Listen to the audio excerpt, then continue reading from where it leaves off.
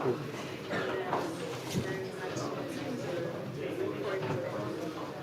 report in yeah, it does exist in English actually. Yes, yes. I will not be able to read it in French, but I think I some weeks later. Yeah, well, unfortunately later, than a week later, but eventually it came. Hello. Bonjour. Bonjour. Je suis Frau Kittis. Oui, oui, je sais.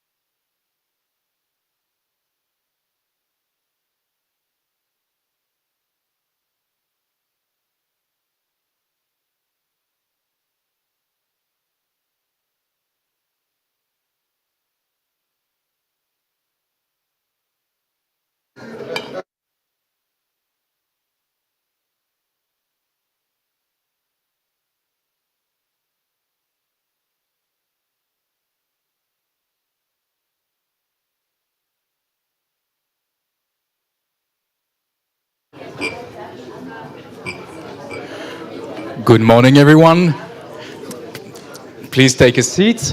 My name is Thomas Pellerin-Carlin. I'm the EU Program Director at the Institute for Climate Economics. I'm delighted to be with you this very morning to talk about one of the major topics for the future of Europe, which is the issue of climate investment in our economy. So today we are launching this report that most of you I see already have. Otherwise, you can pick one at the entrance of the building. I'll also be your master of ceremony for this morning. So to remind you of the program, we will be presenting the report together with my colleague Clara Calipel.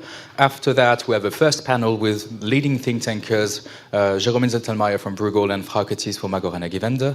And then we have a second panel with policymakers, with Kurt Vandenberg, who is already there, Caroline Ehrlich from the ECB, and also Pascal Canfin, who will be joining us in a minute or two. But before that, we will start with the keynote by the Institute for Climate Economics president. So the Institute for Climate Economics was created in 2015.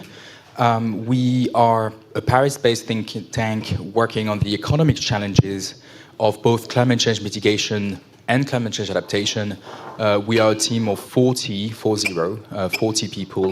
doing research on that specific issue. And Jean will tell us about the importance of looking at investments when it comes to the climate transformation of the European economy. Thank you, Thomas. Thank you all for being here. And I'm really happy to be here for this launch of the European Climate Deficit Report, in the drafting of which I had no role whatsoever, but for which I claim, some paternity in the terms of having indicated in my capacity of chairman of the board that it would be desirable to take more the European angle and to export the success of the panorama des investissements climat prepared by Adrien Hainaut at European level. So, reason is why 5 years ago a sort of miracle happened. We had the reading of the result of the European Parliament election. We had a coalition for climate action in the European Parliament, and we had a consensus within the Council. And that delivered the Green Deal. which is, I don't need to emphasize, an extremely ambitious action program for greening the economy. This time, it's not going to be the same. This time, we're seeing storms on the horizon. In this kind of context, we see there is a major temptation to pretend that member states are doing enough, or the EU is doing enough in terms of investment, and that you can reach the same goals with more limited means. And especially, obviously, in the context of budgetary restrictions that we're seeing, spreading in the EU. In this context, it's vital to have objective performance criteria. And that's basically what this report delivers. It's a thorough, granular measurement of what is being done in terms of investment compared to what is required to reach the stated goals of the EU. So it's not about goals. It's all about the means, about how much investment there is. And for that, we had no agreed metric to measure whether the means actually measure up to the goals. And that's the work that has been done to take, in a very granular way, item by item, the amount of investment, to compare the amount of investment there is to the amount of investment that's estimated.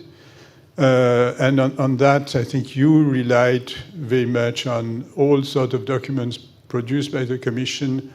So it's not that you invented those numbers. You sort of detailed and sort of, it's a sort of an accountability exercise that you did, and that I think is very useful. So we need numbers to measure whether Europe is on track.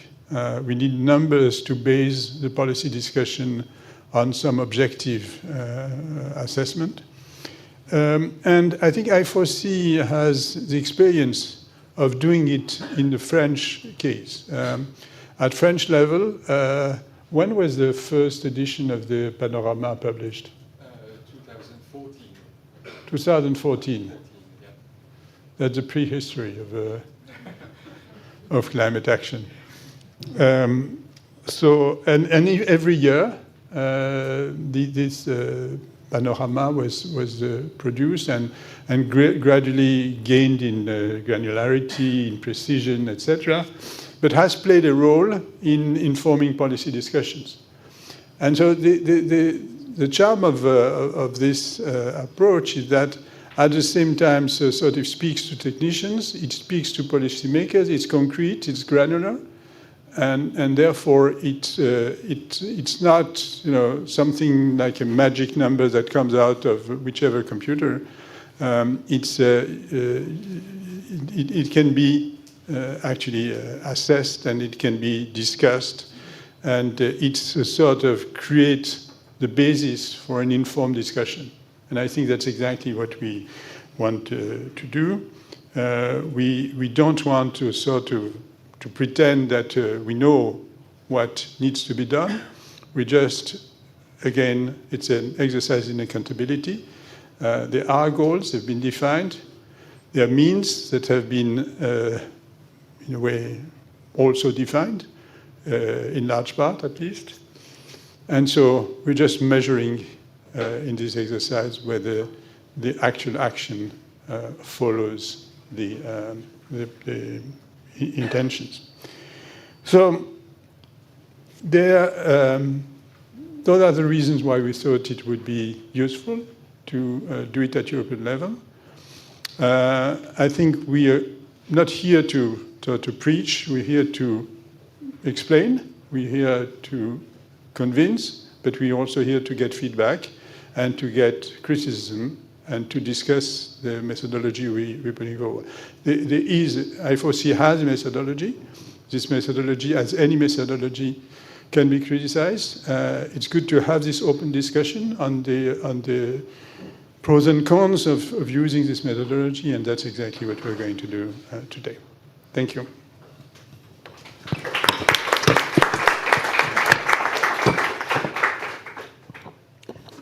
Thank you, Jean. Feel free to take a seat. So now we're going to present to you the main findings of the report, together with my colleague Clara Calipel, who co-authored the piece. But before that, let me tell you about why we started this journey almost a year and a half ago when I joined the Institute for Climate Economics. As Jean underlined, there has been a climate policy at the EU level for some time now. And we know one way to measure climate policy progress is to look at the emissions, the greenhouse gas emissions happening every year. But we also know that the evolution between one year to another does not really inform us about where we're going in the future, because there is a lot of stuff that are conjunctural. Could be linked to a mild winter, for instance, or an increase or decrease of economic output. And so we thought, what would be a good proxy? What would be a good proxy that informs us about the structural changes in the European economy? And obviously we thought, well, investment is definitely one, because the investments that are made today do shape the future. If you do renovate a building today in Europe, you know that that building would be more energy efficient, not only this year, not only next year, but for the next decades to come.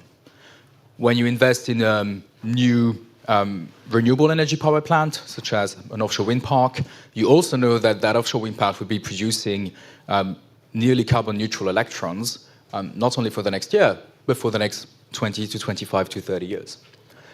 So we thought, okay, let's do that. Let's look at investment. Let's look at public and private investment without making the difference between the two, at least at this stage.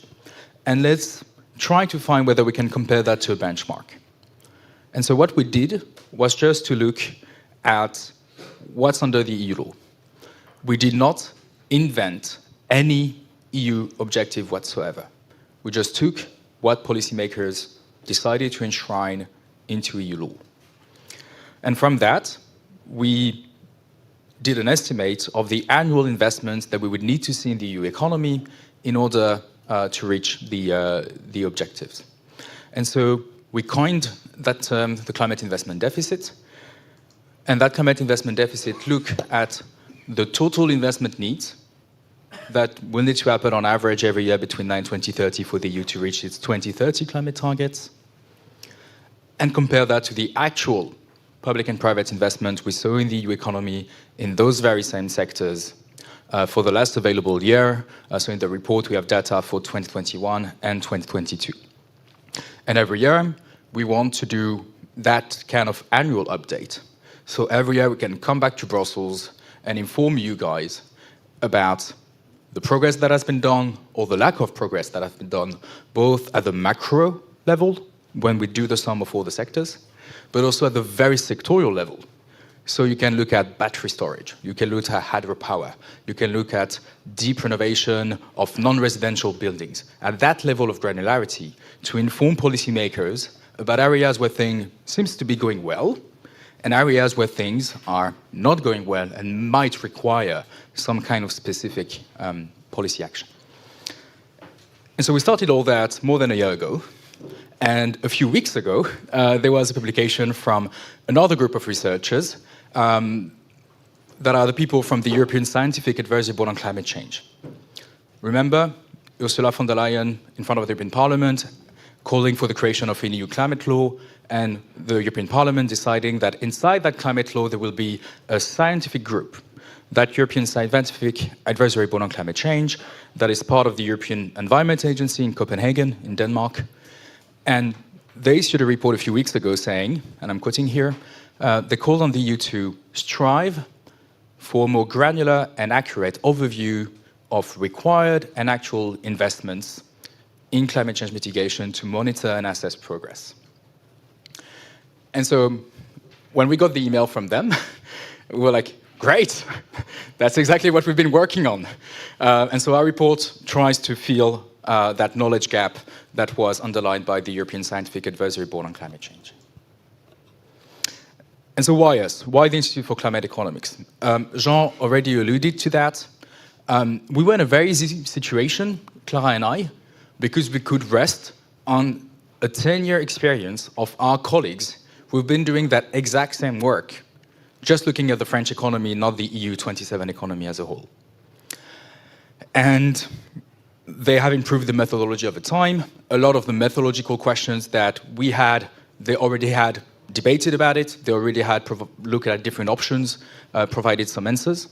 And we also already know that when that report is out, policymakers want to take it and use it to inform their decision, because the work that our colleagues in France are doing is now being used by the French government. And that's really the entire government. It's not just the people in charge of climate. It's the Ministry for Finance, it's the Ministry for the Economy that are also using this. And this is also used by stakeholders as well as members of the French Parliament, from both the people that are supporting the current majority as well as the people that are in the opposition from both the left and the conservative side of the opposition. I will actually ask my colleagues, the French colleagues, to stand up just for you to notice them. So Solène is over there, Adrien is actually the father, Maxime and Maya. Feel free to reach out to them after we're done today during the coffee break.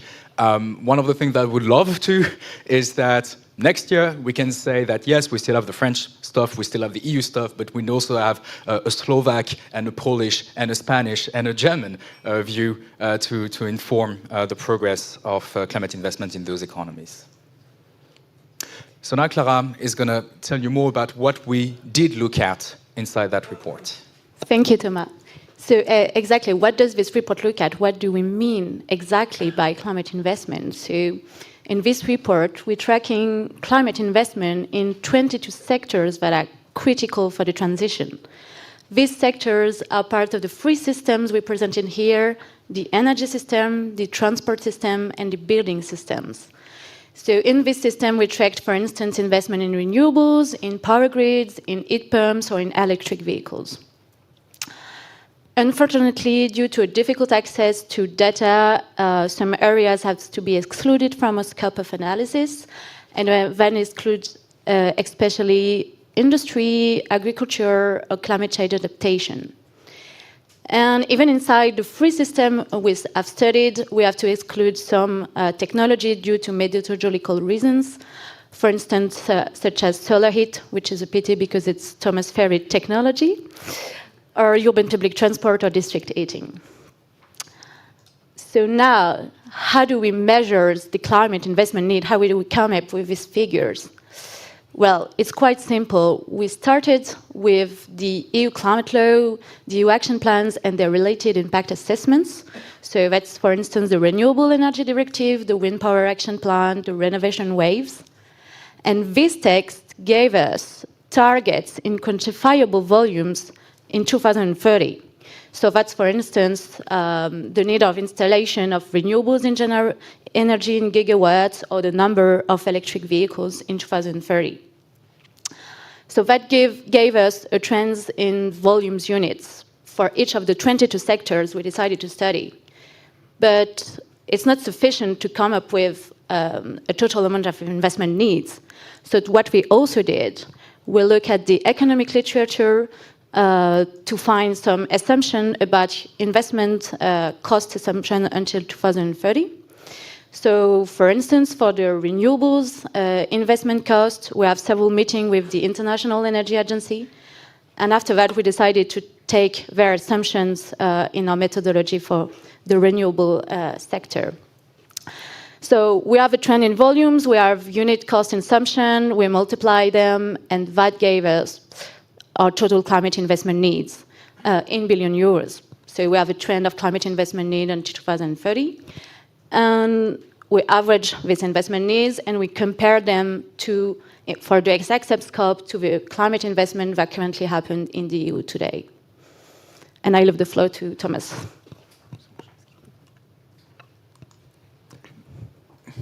So that was the first part. So here, that allows us to have a benchmark. And then obviously we needed to check reality. We needed to do a reality check to see how much money is actually invested in the economy and to see whether there is a deficit, whether we have equilibrium, or maybe we can even have a surplus. We can actually, at least theoretically, have more money being invested in some sectors than what we would need to deliver on the 2030 target. So we look at the real economy. So we did this, we look at a vast array of literature to estimate the amount of money that was invested in those exact same 22 sectors in 2021 and in 2022. And that's one of the first findings that we had. I think it's fair to say that the European Green Deal is gaining economic momentum. Why? Because we had a 9% growth of climate investments in those 22 sectors between 2021 and 2022. And 9% growth is extremely significant. That's, by the way, not taking into account inflation. So those figures are in 2022 euros. So that 9% growth is absolute growth. It's not linked to inflation. So 9% growth is a lot. Just tell any economics minister, let's tell Robert Habeck that next year the German economy is going to grow by 9%. You will, make his day. Quite so. So 9% growth is extremely significant. When we look at the sectors, we see a different situation. So that 9% growth is looking at the sum of those 22 sectors. And here you can already see, just looking at the graph, that the growth has been important in some sectors, but not in others. If you look at the orange here, for instance, on solar panels, you see almost a doubling of investment in solar panels in a single year. We also look at heat pump data, which we have for also 2020. And over the last 3 years, there is almost a 50% growth in heat pump investment every year. So a doubling, going from 14 billion euros of heat pump investment in 2020 to 28, so twice that, in 2022. So this is for the sectors where definitely we see a lot of investment growth, and that's the growth of those sectors that explains the growth of the general sum of those 22 sectors. But in other sectors, we saw a very bad situation. We're actually going to use later in this presentation the example of wind power to explain our methodology, and we did choose that because it's very topical. It's also an area of vast EU policy action, but it's also the thing that really shocked us the most, or at least that did shock me the most when Clara informed me about the results we found.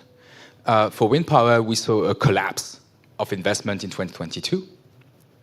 And it was actually, in constant euros, the lowest investment levels since 2009, which is obviously worried where, when you agree with Christian Lindner, the German finance minister, that renewable energy is freedom energy, you would expect that in 2022, which is an important year for European freedom, you would see an increase in wind power, which was unfortunately not the case. And so then, from what Clara explained to you, we could calculate the climate investment needs. On an annual basis, in those 22 sectors, that's 813 billion euros. So that's about 5% of the EU GDP. What we already saw happening in the EU economy in 2022 were investments of 407 billion euros. And therefore, with a wonderful formula, which is just like subtracting one number with the other, you get the climate investment deficit of 406 billion euros. By the way, you can see that it's literally half-half. This is absolutely 100% not on purpose. We double and triple check. so yeah, this is like just random result. If we wanted to achieve that, I don't know how we could have. And here, what's your takeaway? So if, like me, you think we need to have the pessimism of intelligence, we should look at the glass half empty story. And the glass half empty story is that we have a significant climate investment deficit of more than 400 billion euros, around 2.5% of the GDP. But you can also have not only the intelligence of pessimism, but also the intelligence of rational optimism. And that's the glass half full part of the story, which is to say that we are already doing, the European economy is already investing a lot in investment that matter for climate change mitigation. Regardless of whether you're more a pessimist or an optimist in life, in the end, the lesson is that we need to see a doubling of those investments. We need to see those investments double in the real economy through public and private investments in order to deliver, obviously, the climate benefits of the Green Deal, but also all the other benefits of the Green Deal, because when you invest in power grid, when you invest in heat pumps, it's not only for climate. It's also to provide freedom energy for Europeans. It's also to fight against inflation with the rise of fossil gas. And it's obviously the geopolitical imperative linked to the full-scale war that was launched by Vladimir Putin 1 year and 364 days ago. And here again, I urge you, especially for those of you who work in specific sectors, to look at this slide. This is the very last slide in the report. It's the one we put in annex. So if you can't really see anything, you can open the report and look at the very last slides to have a look at it. And here you have the climate investment deficit for each one of the 22 sectors that we did look at. So what can we learn from this?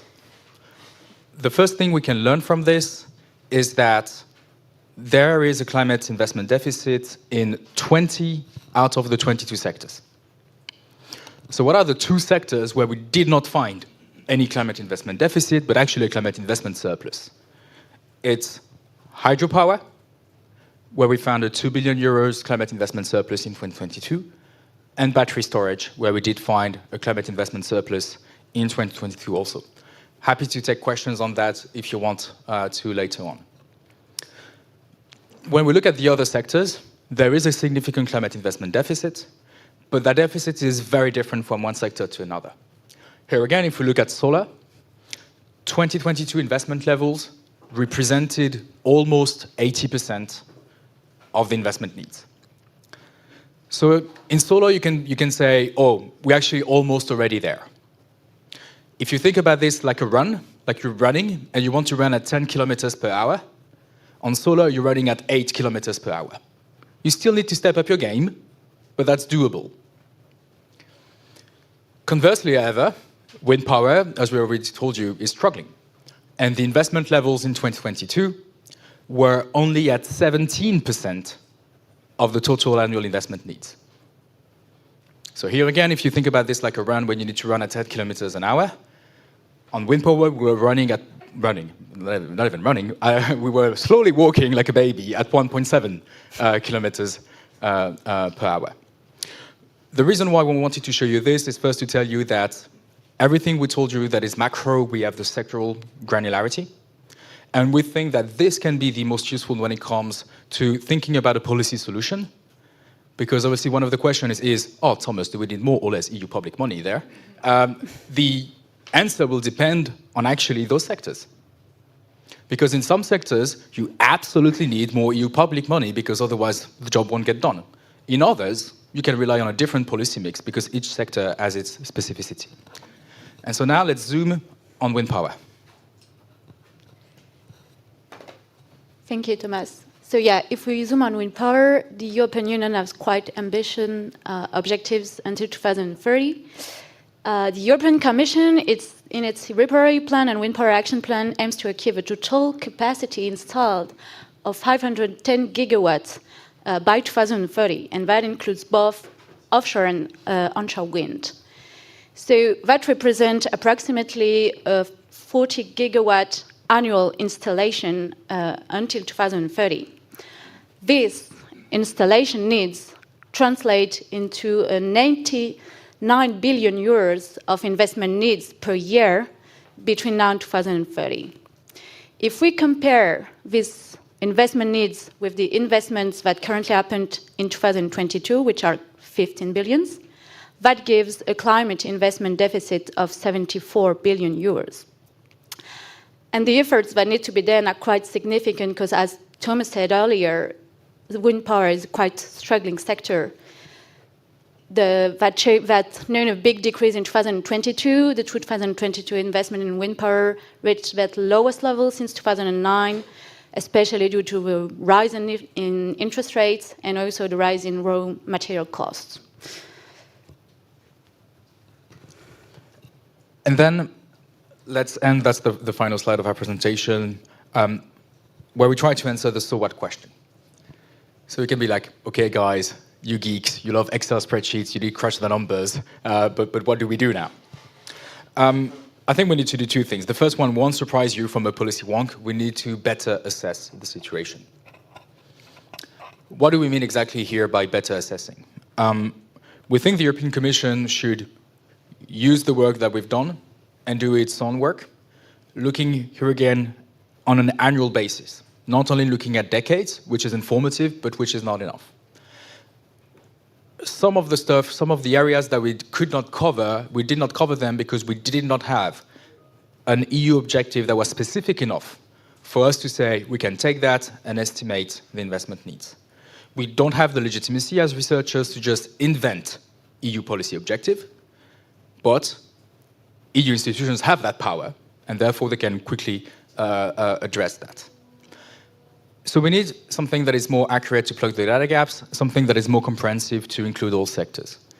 And finally, this is something that to some extent we can do, and every year we're going to improve the work, we're going to broaden the scope, we can include my favorite technology, solar heating. With the adoption of the Net Zero Industry Act, we will be able also to look at battery manufacturing investment, for instance. So we will expand this over time. But there's something that we, as a small think tank, cannot do, is to look at the granular investment level in the 27 member states of the European Union and in the 100 regions, so the NUTS2 regions, for those familiar with the term, where actually we think that this will also be super useful. I want to know not only that we've got a 40 billion euros per year climate investment deficit on building renovation at the EU level, I want to know in which member state it is, and I even want to know in which region it is. Because if I see that the investment deficit is in Italy, let's say, just to use an example, if you see that in Italy, it's actually Italy is performing better than the rest of the country, the rest of the European Union, then we can say, okay, there may be a need for EU action that will benefit also Italy. But if you look deeper inside Italy, you can find that it's going well in some regions and not in others. And that can inform you that maybe the bottleneck is not at the Italian national level, it's at the regional level. And on building renovation, what is deeply regional by nature? Labor skills. And so I want to know whether the climate investment deficit is higher in Puglia, in Sicilia, or in Lombardia. Because this will inform EU, national and regional policymakers about what are the policy levels that are missing.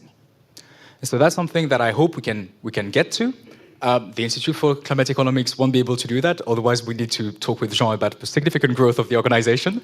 But this is definitely something that is, something that a European Energy Agency could do, something that a lot of European institutions could quite easily do, working with member states, working with region, and therefore also having an EU, national and regional dialogue that is based on evidence, that is based on a shared understanding, a shared diagnosis of the situation of climate investments all over Europe.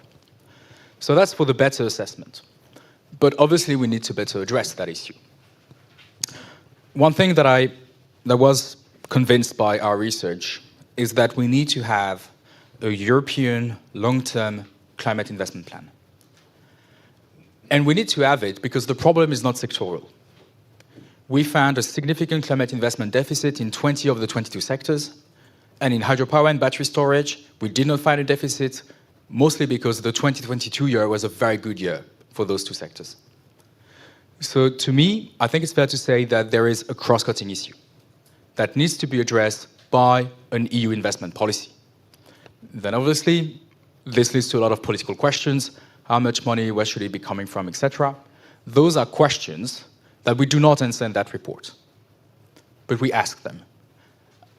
How much EU-level funding? How to share risk and benefits between the public and the private sector?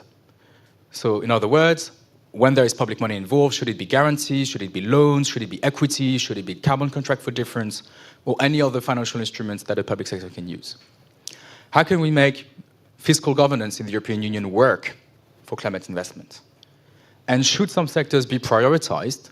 Because here again, all the sectors we look at are beneficial for climate, and a lot of them are also beneficial for economic competitiveness, for energy security, and therefore it's fair for EU policymakers to say, in 2024 and 2025, since the war against Ukraine is continuing, we want to invest more in climate, but especially as a priority in sectors that also deliver the greatest energy security benefits in the short term. What we hope is that the granular assessments that we've done can inform that debate. And I hope that after June 9th, after the European elections, we can have an adult discussion, acknowledging that, yes, there is a need for an EU investment policy when it comes to climate investment, and to have a serious evidence-based discussion about what do we do practically. So if you allow me to quote Jacques Delors, he said that a good politician needs to have the heart and the screwdriver. The heart is the vision that climate action is essential to the future of Europe, something that the Delors Commission white paper in 1993 already said. But we also need to have the screwdriver. And so what we're bringing to you today is the screwdriver, the granular analysis of climate investment deficits in those 22 sectors. Thank you very much. We still have a bit of time for questions. If you have questions on any of our findings or any of some of the methodological choices we had to make, please raise your hand now and ask your question or provide your comment. If you have stuff that relate to what the EU should do, let's keep your question for yourself until we hear from the rest of the speakers. Jeremy?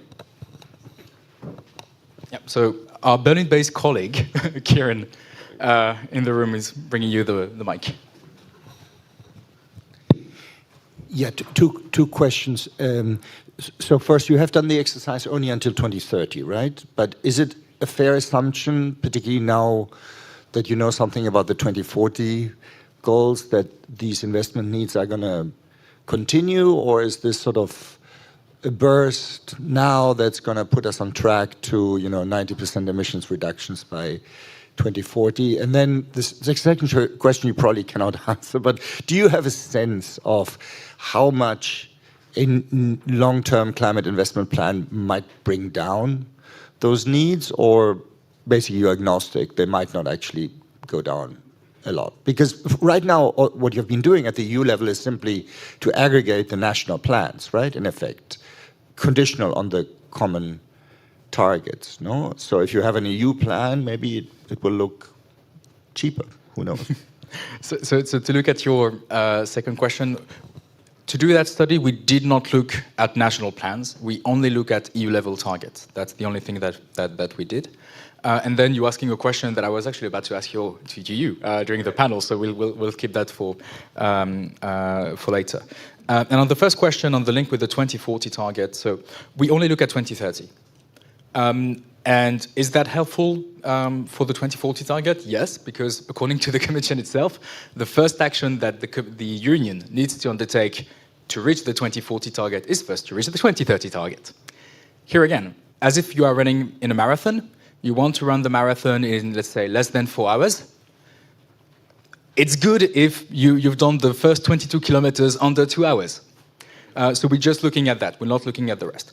Eventually, as we update this, and as the European Union adopts sectorial decisions that are linked to the 2040 target, then later we can include that.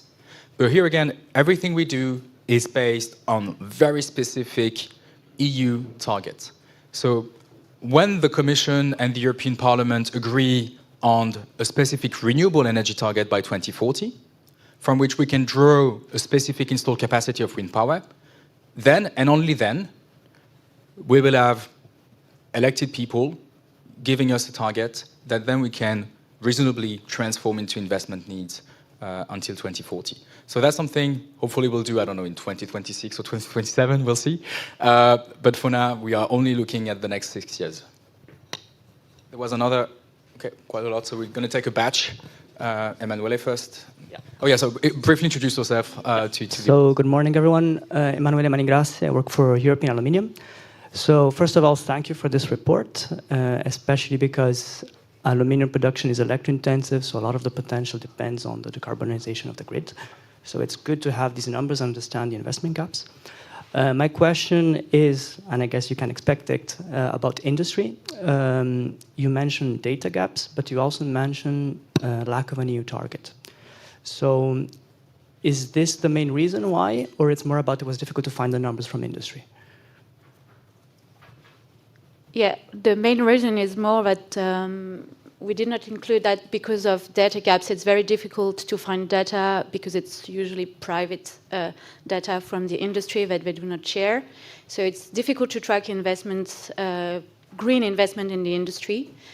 That's the main reason that we did not include it right now, but it's something when we're going to extend the methodology, if we find a sufficient, robust methodology to do that, we're planning to include at some point, if it's possible. Yeah.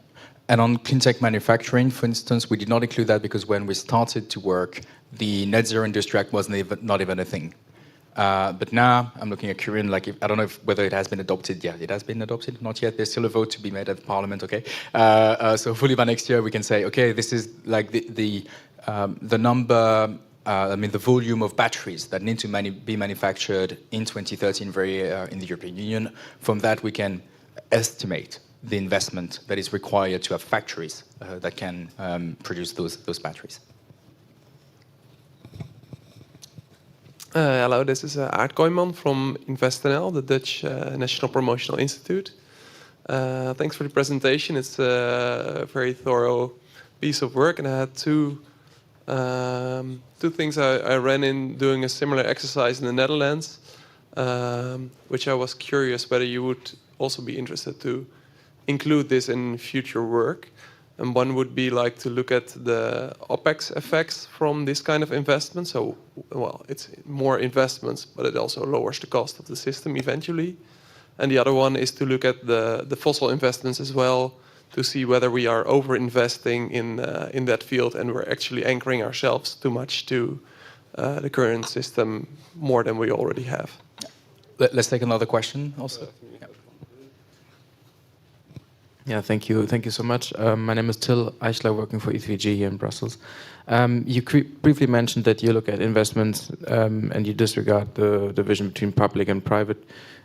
Is there any indication you give in the report about some sectors where you expect more public or less public and more private and more, and less public? Would just be curious.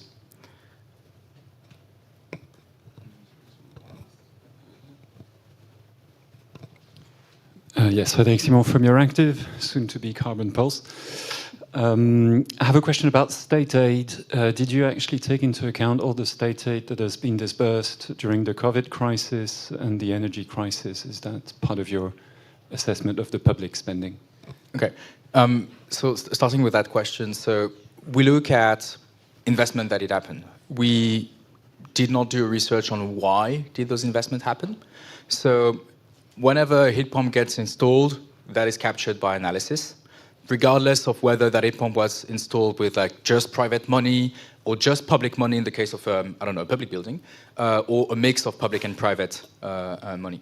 But definitely, I don't know for the EU level, because here again, we're researchers, so I cannot establish a causal link at the EU level between the recovery plan and the 9% growth between 2021 and 2022, but I can, because my colleague did the research, do that for France. And so I can guesstimate that it had something to do with it, for sure. On the issue of including fossil fuel investments, that's something we do in the French study that my colleagues do. It's one of the areas where we started this work, we did consider, and obviously with limited means, I mean, like this whole stuff was done by 1.5 people in terms of work time. So we had to make choices. We chose not to cover fossil fuel investment, but if we have more resources, we'll be 100% happy to cover that. What I can tell you for France on the top of my head, but Hadrian, correct me if I'm wrong, climate investments that my colleagues looked at in France were of 100 billion euros, and at the same time, fossil fuel investment was 60 billion euros. So that gives you an order of magnitude for France that to some extent you can extrapolate to the EU level, even if the EU is different than just this small country in the west of the continent. And then, did I forget any other question? Yeah, sorry, yours on public and private. So let me give you a technical and a political answer to your question. The technical answer is that's why we need to have a better assessment, because in some sectors, it's fair to say that this will not happen without more EU public money. If we think about trans-European power grid, interconnection between member states, if we think about a trans-European railway infrastructure, which our colleague Antoine looked at, I'm quite confident to say that if you don't have more EU public money, you won't see this infrastructure being built. Why? Because we've known that for decades, that if you don't have EU public money, there is less chance that transnational infrastructure gets built. That's the raison d'être of the Connecting Europe facility. So in those areas, the bigger the deficit, the more EU public money you will need. Then the question is, do you provide this in grants? Do you provide this in equity? That's a political choice. And then in many other areas, it really depends on the political choices you make. And that's up to policymakers who have been elected by the European Parliament to do that choice. Think about building renovation. If you want to renovate a public building, technically speaking, you can do that with private money in a weird public-private partnership. But it's very likely that to renovate, I don't know, a military base in Germany, you will have German national money being put there, even if theoretically you could have EU public money there, but why not? But if you talk about renovating houses of middle-class Germans and Poles and Spaniards, do you want EU public money to do that? Well, you could. That's a political choice you can do. Should this be subsidies? Yes, technically. Is that the best use of EU money? That's up to politicians to decide. You could have, and Frauke is going to talk more about that later, loans. That's another way to have a public support to private investment. Just like you could say, this should be purely private. We're talking about upper middle class families. They're doing a profitable investment. Let's market economy work. All those options, for me as a researcher, are reliable options. And it's up to politicians to pick the thing that they believe matches the values of the European Union today. Maybe one final question, and then we move to, okay. Thank you, Delia Villagraza from the Cool Heating Coalition. Unsurprisingly, in view of the name of our coalition, I was wondering, you mentioned that you did not look at issues like solar heating or district heating, yet these are pretty big issues if we want to decarbonize heating and cooling. So I was wondering whether that was also due to a lack of data, and if so, whether maybe there might be a second report which looks at that, which would be wonderful. Thank you. Okay, so while Kieran is moving, so there was a question from Jean, from Sébastien.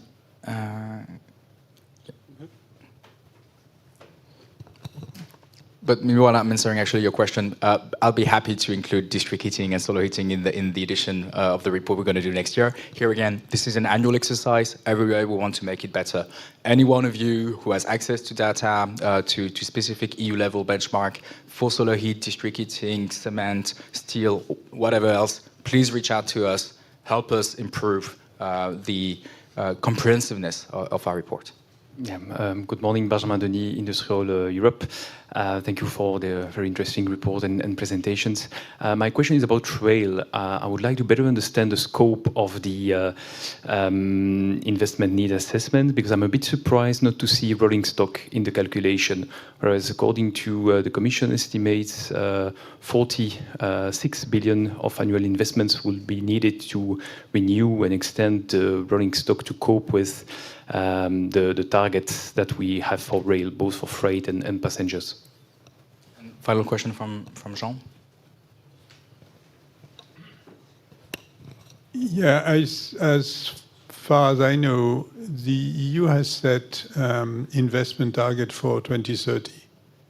So basically, it's a technical question. What are you assuming in terms of the ramping up and the pace of ramping up, because that has implication for how you measure the deficit? Thank you.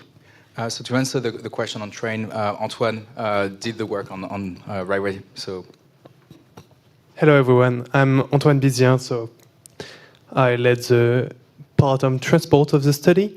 And to answer your question, we only look at TNT needs, and the TNT is focused on infrastructures. For this study, we focused on the 2030 target, meaning only the core TNT, and that's what we are telling in our report, is the assessment of the infrastructure and the needs for railways is just a minimum, and we only, of course, we underestimate what the European economy should invest. Yeah, the Thanks. core TNT is the transnational railways objectives from the transport sector. So Paris to Brussels, it's covered in the study. Brussels to Ostende, it's outside the scope of the study, to use a Belgian example. To answer Jean's question, so maybe we can come back on the slide on wind power. We did something quite simple, like we look at 510 gigawatts, that's the objective. 204, that's where we were in 2022. That gives us 306 gigawatts to install. And we do as if the amount installed every year would be the same, which for wind power makes a ton of sense, which could be debatable for other areas, especially I'm thinking about battery electric cars, where it would be fair to assume that there will be more electric cars bought in 2028, for instance, than 2024 or 5. So that's something that indeed should be taken into consideration. It's relevant not for all sectors, but for some of them where we see a significant ramp up. And did we answer everything? Okay, thank you. Thank you all. So that's it for the main findings of our study. So I'm now inviting Frau Curtis and Jeremy Zettelmeier to come and join us.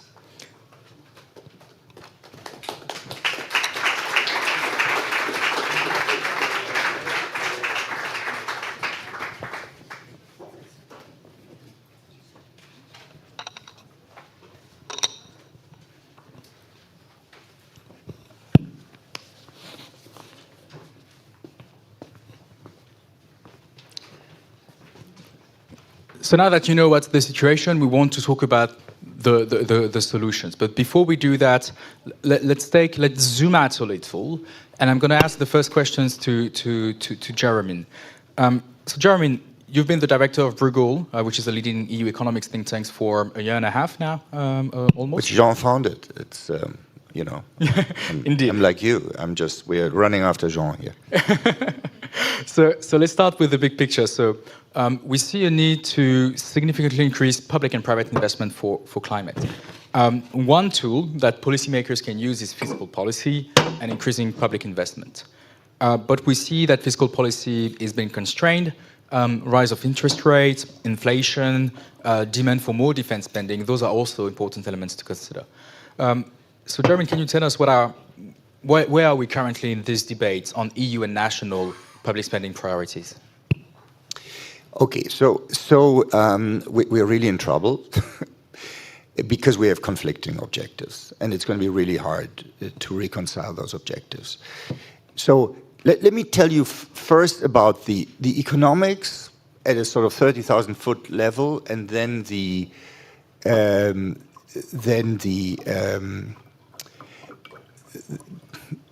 break it down to EU governance. So at the 30,000-foot level, if we were to treat the EU as one country, we would face a significant fiscal consolidation need because of three factors, essentially. One is that we are coming out of a situation with very large deficits. So the deficits are certainly unsustainable. You're going to have to reduce them.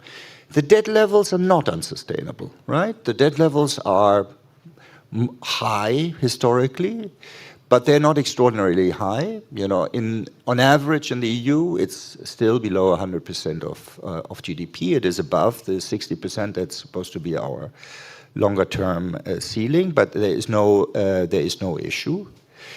But then there are two complicating factors, and so at this point I'm completely abstracting from fiscal rules or anything like that, right? The first big complicating factor is that we do not have fiscal policy at the EU level. We have it at the member state levels, and some member states Italy in particular, France to a lesser extent, Belgium quite a bit, are massively constrained, right? I mean, Italy really needs to consolidate because debt is very high, deficits are very high.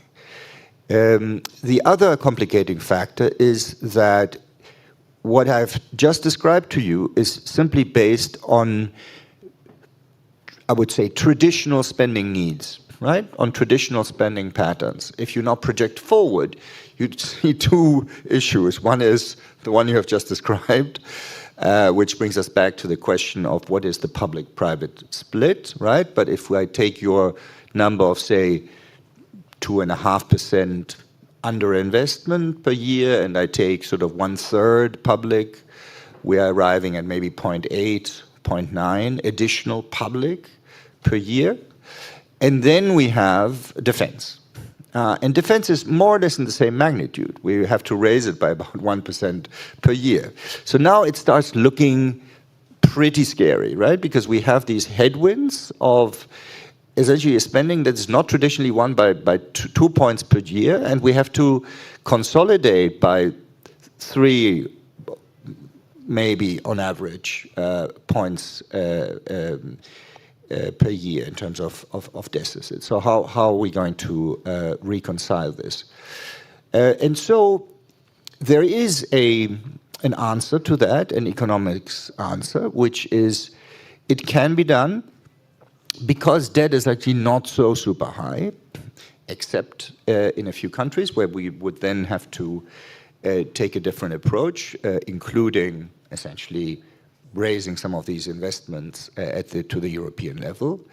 But it would have to be done very slowly. So if you know, a bunch of economists were to write down sort of the optimal solution for all these things, it would involve a period of rising debt for a while, for the next maybe 10 years, accompanied by a period of fiscal consolidation of the non-investment, non-defense part of the budgets, that would then, after this period of, say, 10, 15 years, put debt on a declining path, right? That would be the solution, and that would be fine. So you can reconcile all these things with sustainable debt, but it would take that approach. Now, in reality, we have a very different set of constraints. So first of all, there is essentially a consensus. We have a fiscal framework that says all the adjustment to put the debt on a steadily declining path needs to happen within 4 to 7 years, not 10, 15 years.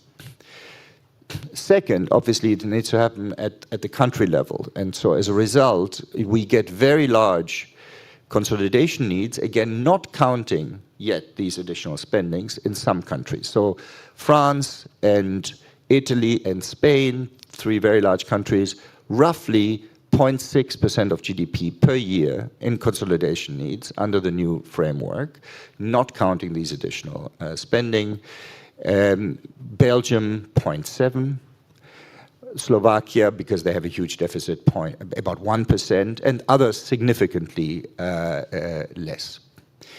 The second thing that sort of really kind of messes us up is the following. So even if we have to, if we were to want to do more investment, say on climate, of say 0.8% a year for the next 6 years or so, in line with your horizon here, we would have to then, within this idea that within 7 years we want to bring debt on a declining path, we would need to do some underlying additional fiscal adjustment. But because in this thought experiment, and this is partly why I asked my question of how long this will continue beyond the 6-year horizon, but in this thought experiment, what we're focusing on right now is, you know, the first 2 hours of your marathon. So let's focus on these 6 years, and so let's consider a temporary investment program that raises public investment by 0.8% per year in these countries. So that gives you a rise in debt of about, say, 4 points of GDP, right? Now, to pay off that debt in the future, the adjustment in the primary surplus, the permanent adjustment, is not that big, because you adjust it a little bit, but then you can have a surplus forever, essentially, right? So it's like 0.2, 0.3% additional adjustment per year in total. I'm sorry, not per year, in total, on top of this 0.6 per year. So even that would be still kind of manageable. But now this is my last point, we have an additional complication, which is that the fiscal framework micromanages how you do the adjustment within those 7 years. And so there's a thing called safeguards that basically say you cannot backload your adjustment. So this idea of let's do it very, very slowly, let's push up investment immediately by 0.8 and then underlying adjustment very slowly until by the end you get to 2031, you are there and you can pay off the debt. This is explicitly impossible under the new framework. Not only that, but we have the excessive deficit procedure for many countries, which says you have to do a minimum adjustment of 0.5 at the beginning. Now imagine in the first year you have to do your 0.5 deficit reduction and you want to raise then investment by 0.8. It means that you have to do then an additional adjustment in that year of 0.8% of GDP to keep to this 0.5 ceiling, which is crazy. So basically it is very difficult. It's very difficult to avoid the conclusion that essentially the left pocket and the right pocket of European policy making don't talk to each other. So we have essentially two sets of targets. One has to do with climate targets, one has to do with fiscal targets. And they have been, they are at this point, the way that the governance framework has been designed, they are inconsistent. So that's a pretty bleak picture, but I fear an accurate one. Indeed, so to summarize what I gather from your point, so we need to increase investments. We need to increase investments in the very short term. Those investments obviously are profitable for a lot of them, and therefore increasing the debt now for the next 10 years, that's the time scale that you talked about, will also help us to do fiscal consolidation 10 years after that. So you see already in Jeremy's point, looking at a 20-year horizon, while for the Stability and Growth Pact, we're looking at a 4 to 7 years horizon, which is obviously much shorter and with much more emphasis on cutting public spending than what would be indeed required from a climate perspective. One last point that you did raise also is to say, so you use the term raise some investment at the EU level. So in some areas it would make sense to have public investment being supported by the EU rather than just letting member states doing that, especially for areas that have a trans-European dimension or areas that are critical, because we know that if there's not EU money, there won't be national money in some member states for this. So let's now move to you, Frau Ketis. So you are the executive director of Agora Energiewende, which is a major think tank based in Berlin and in Brussels, and also with branches elsewhere. So let's dive into the European climate policy mix. So we've just talked about public investment. We see all the constraints that they are there.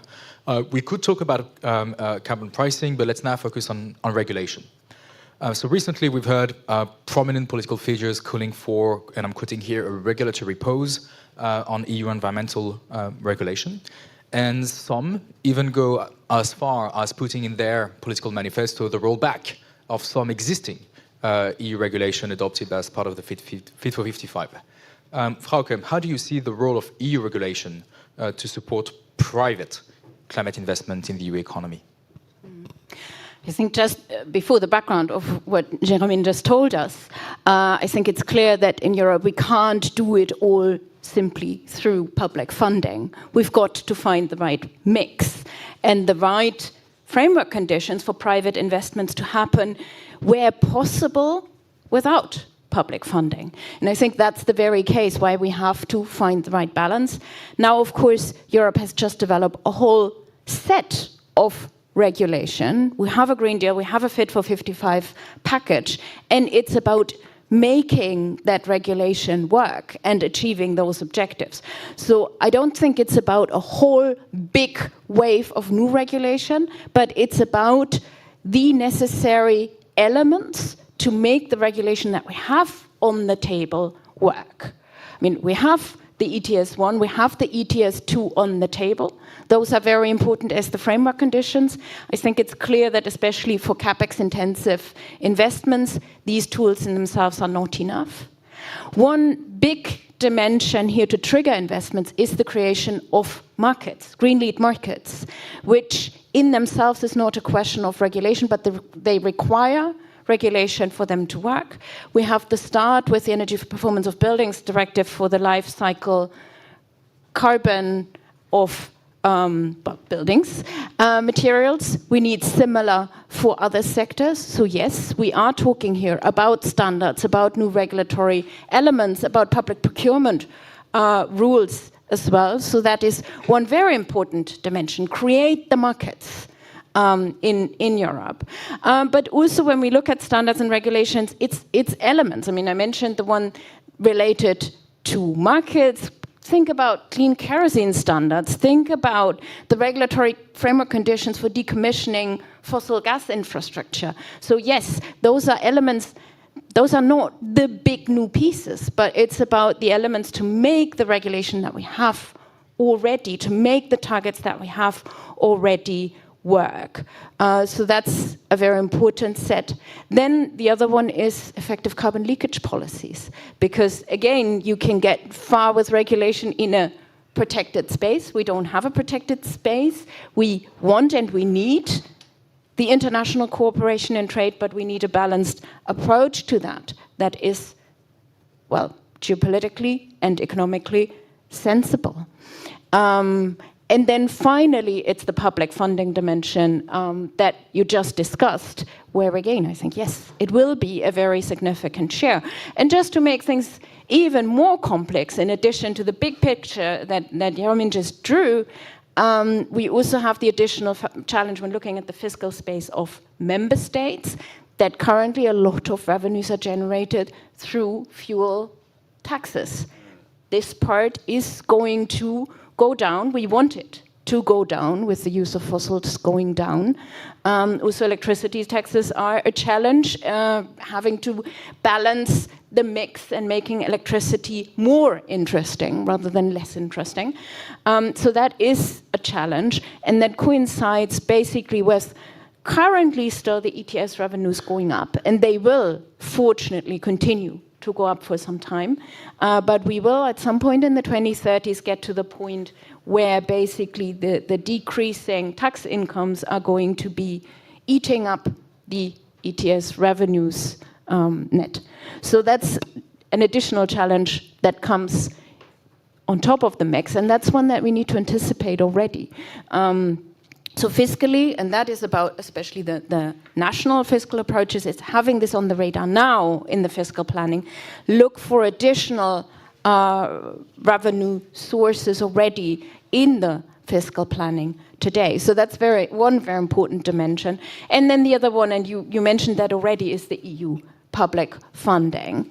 Again, challenge is the RRF is going to run out. The RRF was 40% of the grants on the very sectors that you looked at in your analysis. So we will be facing a gap here. We believe, and we just, actually a couple of weeks back, Agora published our recommendations, the big picture for the next legislative term.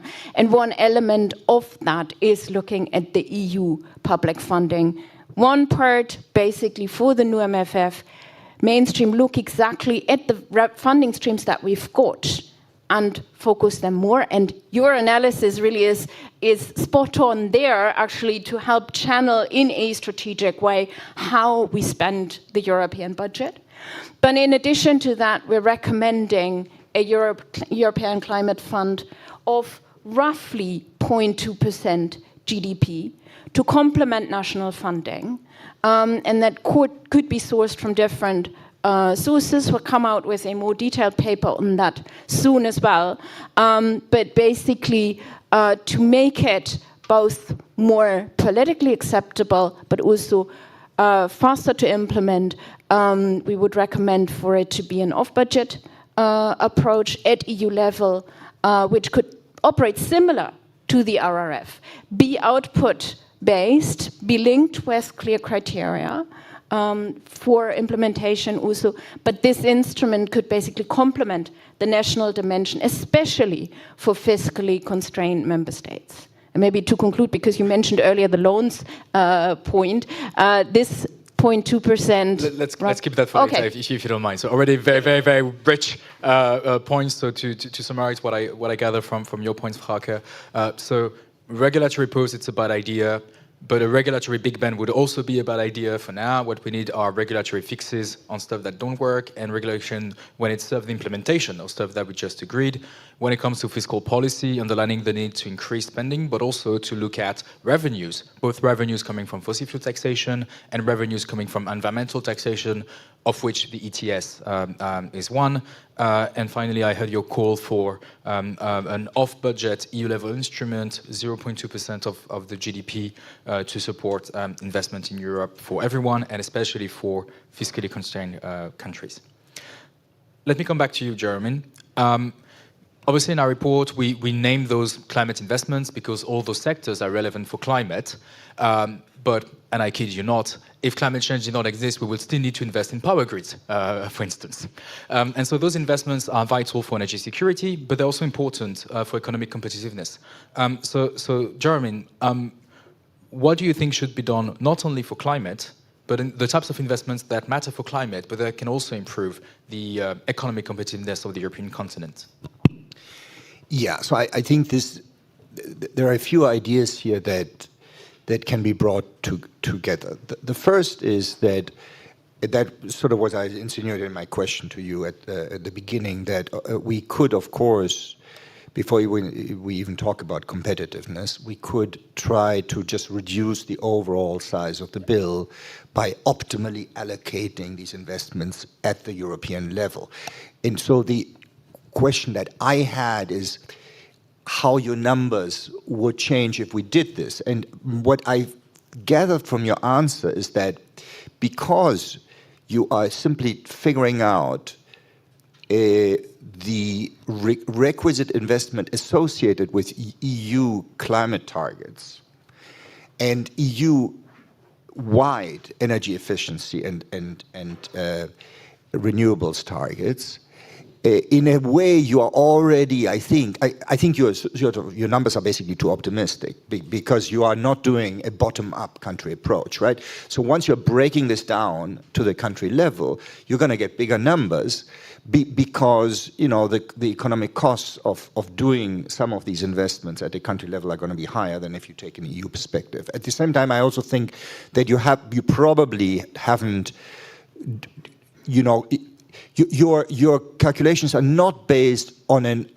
optimal plan where maybe you are eking out cost savings from a very careful study on where you're going to locate those investments, right? So I think you are this is sort of a middle of the road estimate. I think that if, you know, compared to the actual cost, if we continue with our current approach of having nationally based energy and climate plans where everyone tries to do their own little bit of, you know, wind and a little bit of solar and stuff, I think you're probably on the low side of what that's going to cost.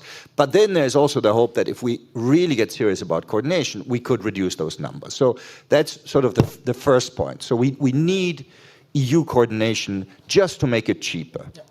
The second point is that we have obvious conflicts between objectives in the EU, right? So we have 3 or 4 objectives, important objectives, competitiveness and growth, energy transition, climate change, economic security, cohesion. I would say those are the 4, and the whole thing in an environment of reduced fiscal space.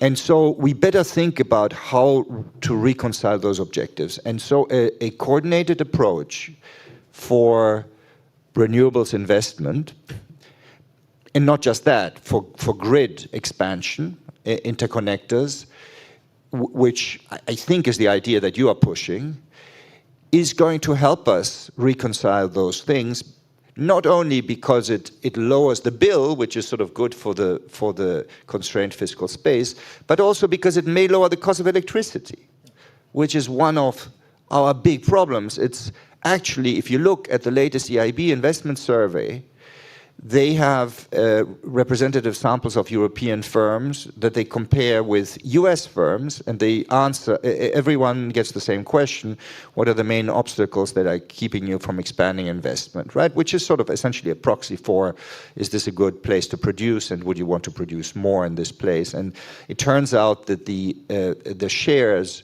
of EU and US firms that answer questions, for example, on skills, are remarkably similar. So skills is the top impediment to additional investment, both in the EU and the US.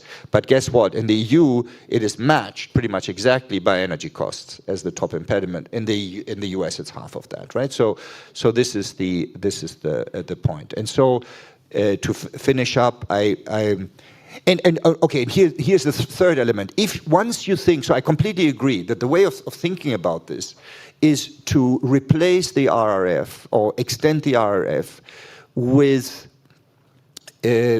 successor funds programs that are focused on really the most urgent needs. And at this point, it will be defense and transition, climate transition. And if you do that, what you probably want to do is link this to conditionality in a more direct, more purposeful way than the first RRF, right? The first RRF was essentially, the Commission going like, wow, we can finally bribe all these countries to doing the reforms we've been asking them to do for the last 20 years, okay? And so these reforms were, of course, because the Commission also thinks that, greening Europe is important, there were some of those. But for the most part, this is just the country-specific recommendations that countries have ignored for 20 years. There was no link, virtually no link, between the reforms and the investments. Maybe I'm overstating this, very little. What we can do in the next time is we can create that link. We can basically say, look, you have access to this 0.2% of GDP fund that Frauke wants, but only if you finally talk to each other on aligning your damn electricity market regulations so we can have a true single market, right? And then you would have these big gains, not just from coordinating investments, but also from coordinating policies and getting the right reforms, right? And so this is, of course, I'm not an energy economist, so none of this stuff comes from me. It comes from a paper by Georg Zachmann and a bunch of co-authors that basically make this pitch for creating a unified European electricity market, which has an important investment component, but it also has a policy component, and they should be linked. Yeah, thank you, Jeremy. So for those of you who have an interest in that paper, so it's the Unity in Power publication by Georg Zachmann that was released 1 or 2 weeks ago, something like this. Finally, let's come back to you, Frauke.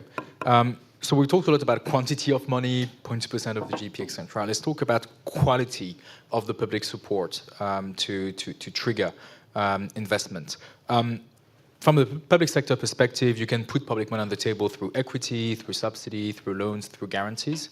A lot of those investments are profitable, and you already told us that you wanted to talk more specifically about loans. So what do you think should be the role of public support to loans or public loans in financing the transition? Of course, it very much depends on the sector and the kind of investment that you're looking at. And the 0.2% that I was referring to, that's really about grants. That's really about public support. Now, in addition to that, you can look at loans that, in the best case, don't impact your government budget. And I think what you also make very clear in the report is that, of course, a lot of these investments are investments in the best sense. You pay the capex intensive, or you make the capex intensive investment now, you earn later. And of course, that's where loans come in. And if you take, for example, the very concrete example of buildings and the heat transformation, we will need a mix. For a mid-income household, and I think you mentioned the example earlier, a very large part of the way can be gone through loans. For low-income households, you will need grants. You will need additional money to make it happen. And I think this is how it goes through the sector or through the sectors altogether. So it will have to be a balance, but where loans can be applied, it's budget-wise, in the fiscally constrained conditions that we've got, the easier way to go, especially if we think about EU-level loans. that are practically much easier to implement. So let's find the right mix there to make it happen. Thank you very much. We still have a minute. If there's one burning question for either Jeremy or Frauke, now's the time.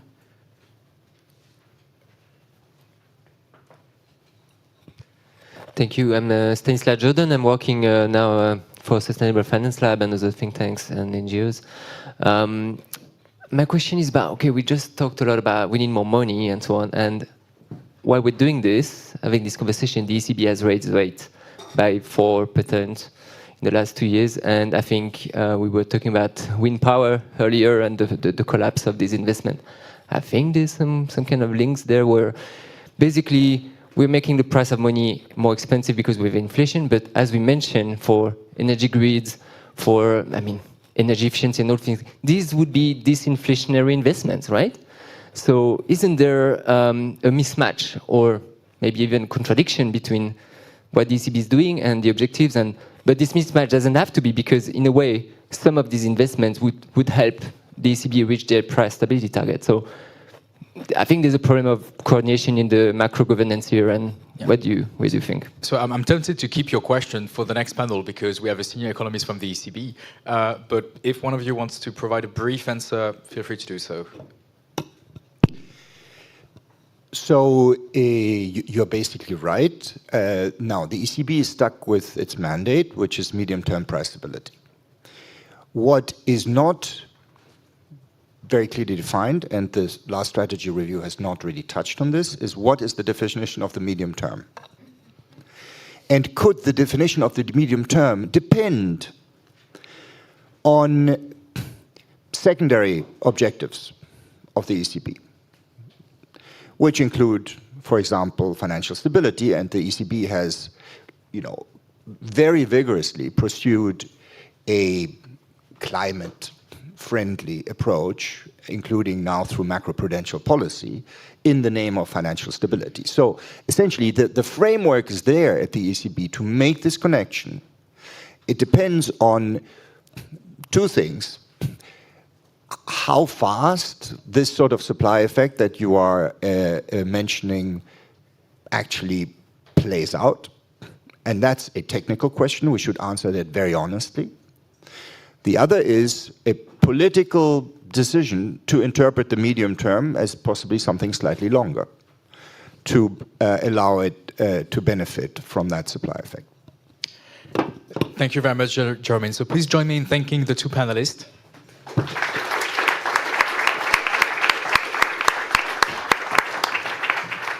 Thank you, Frauke. Thank you, Jeremy. So now is the time for the people that are actually making policy. So I'm inviting Kurt Vandenberger, Pascal Canfin, and Caroline Nerlich to please join us.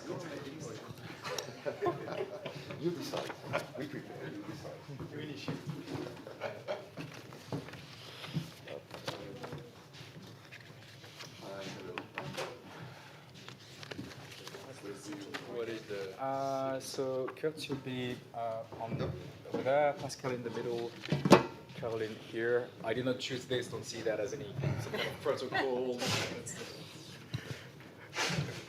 Okay, so let's start now with our second and final panel. So Kurt, Pascal, and Caroline have been here. They've been listening to the presentation we gave. They've been listening to the first panel. So now let's talk policy making. Let me start with you, Kurt. So Kurt Vandenberger, you've been, I think it's fair to say, one of the architects of the European Green Deal, first as an advisor to President von der Leyen, and for a year and 2 months almost now, you've been heading the Commission's Directorate General for Climate Action, or DG Klima, as the Brussels bubble likes to call it. 2 weeks ago, the Commission adopted its communication on the EU 2040 target, and that document contained an entire section on, I'm quoting here, a comprehensive investment agenda. Can you please tell us what's that investment agenda? How do you think the EU should support such investment agenda for European climate investments? Yeah, let me first start by thanking you and your team for the excellent report, which we will not only read but also use to the best possible effect. I think we all agree that we need a more granular approach to this, both in terms of having the knowledge but also in the policy action. We are starting to do that ourselves as well. We are in the process of establishing a Net Zero Industry Act tracker, investment tracker, which is very much, of course, provoked and triggered by the IRA in the United States. And just to come back 1 second to what Jean Pisani-Ferry said, it's true that the public support for the Green Deal and the climate ambition is less than in 2019, and we will get to stormy waters, especially with the European Parliament. But what has changed a lot as well is that in 2019, we were seen as being the only ones in the world doing this. And now, we see that others are overtaking Europe in this green ambition. Not just the US, but also China, that invests more in renewable energy than the rest of the world combined, and even Africa is on this path now. So for us, the decarbonization agenda is no longer existential from an ecological point of view. It's becoming very existential from an economic and security point of view. So we have now agreed more or less the Fit for 55 package of legislation. The last one was done 2 days ago in the presence with the active leadership of Pascal Canfin on the carbon removal certification framework. We now need to implement. And I think what matters now is that we create stability in the regulatory framework up until 2030, and we start investment. So implementation is not slowing down in terms of climate ambition. We will need to reduce emissions at triple the rate what we have done over the last 10, 15 years, and that requires massive investment. And those investments often take a time horizon of longer than 6 years, up until 2030. They take time horizons of 20, 30 years. So the real meaning of our 2040 communication is to really say Europe will stay the course, and we will provide predictability for those investments. The next commission, in my view, will need to be an investment commission. The way I would like to put it is that we need a kind of Juncker plan on steroids for the next commission. And we can do much better this time than the Juncker plan, because remember 2014, all the talk was about competitiveness, less regulation, a bit of a déjà vu with what we are currently experiencing.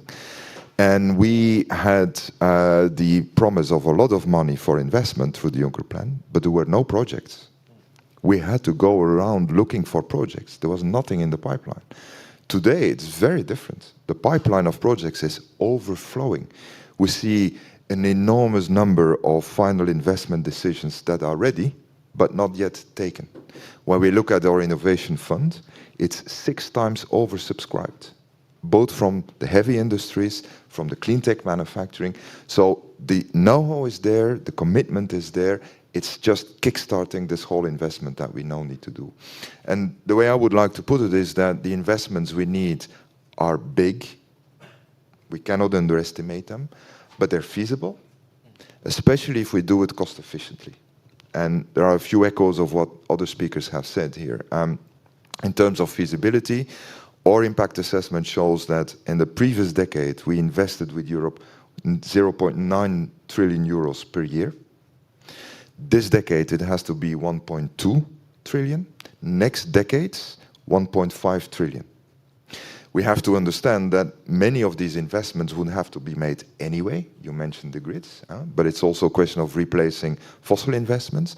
We have the bill of the fossil imports, 640 billion euros in 2022, 385 last year. On top of that, we have the fossil fuel subsidies, direct and indirect, which is a big bill, close to 1 trillion per year.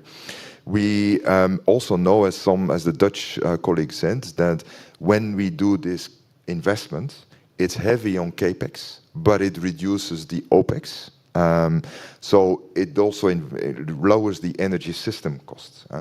So it all means that it is feasible. It is not that extraordinary. We can do that. But we can do that if we do it cost efficiently. And I think with the regulation, as Frauke was also saying, we are creating massive markets for clean tech and green solutions in the future. The return on investment will be there. But we now have to find the right ways of doing this by de-risking. It's a lot about de-risking. De-risking does not mean taking all the risk away. So it's really about sharing risk with the investors. We cannot have investment without any risk for anyone. It really have to be about sharing the risk. And for that, we need new financial instruments, like the EIB has done for the wind power now with counter guarantees. So the search is on for this kind of new ways of doing this.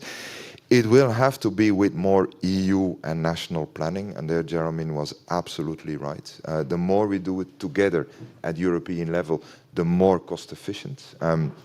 We will do this through the national energy and climate plans, which we will increasingly see and develop not as compliance tools for the climate targets, but as investment plans. But that only will deliver if we have a European framework for planning all these infrastructures. We also need, of course, single market with the capital markets union, etc. There I was very glad to hear that Mrs. Lagarde has advocated strongly for a green CMU. If we can't get the whole CMU, let's start with the green CMU. That's exactly the kind of thinking and action we need. Two last points. We will need more synergy between EU and national funds, public funds. There we are making progress, and to refer to the fiscal framework, I can assure you, Jeremy, in the Commission, the fiscal policy makers and the climate policy makers talk to each other. That may not be the case always in the member states. One good thing from the fiscal framework that has been agreed very recently is that the ceilings are indeed very strict, but they don't apply to the same extent when there is co-funding with EU programs. That's something that the Parliament obtained with support from the European Commission. That actually gives a lot of potential for more EU coordination of national funding as well. We need to make sure that the framework conditions are in place, permitting, skills, etc. And last point I would want to make, which is a bit more delicate, we need to avoid dogmatic approaches. And not be captured by vested interests. What I mean with that is that, for example, we need to make sure that investment doesn't go into hydrogen pipelines, which are not necessary, except to maybe have those with the assets give a new lifeline. We have to, of course, invest in grids, but not to build grids wherever.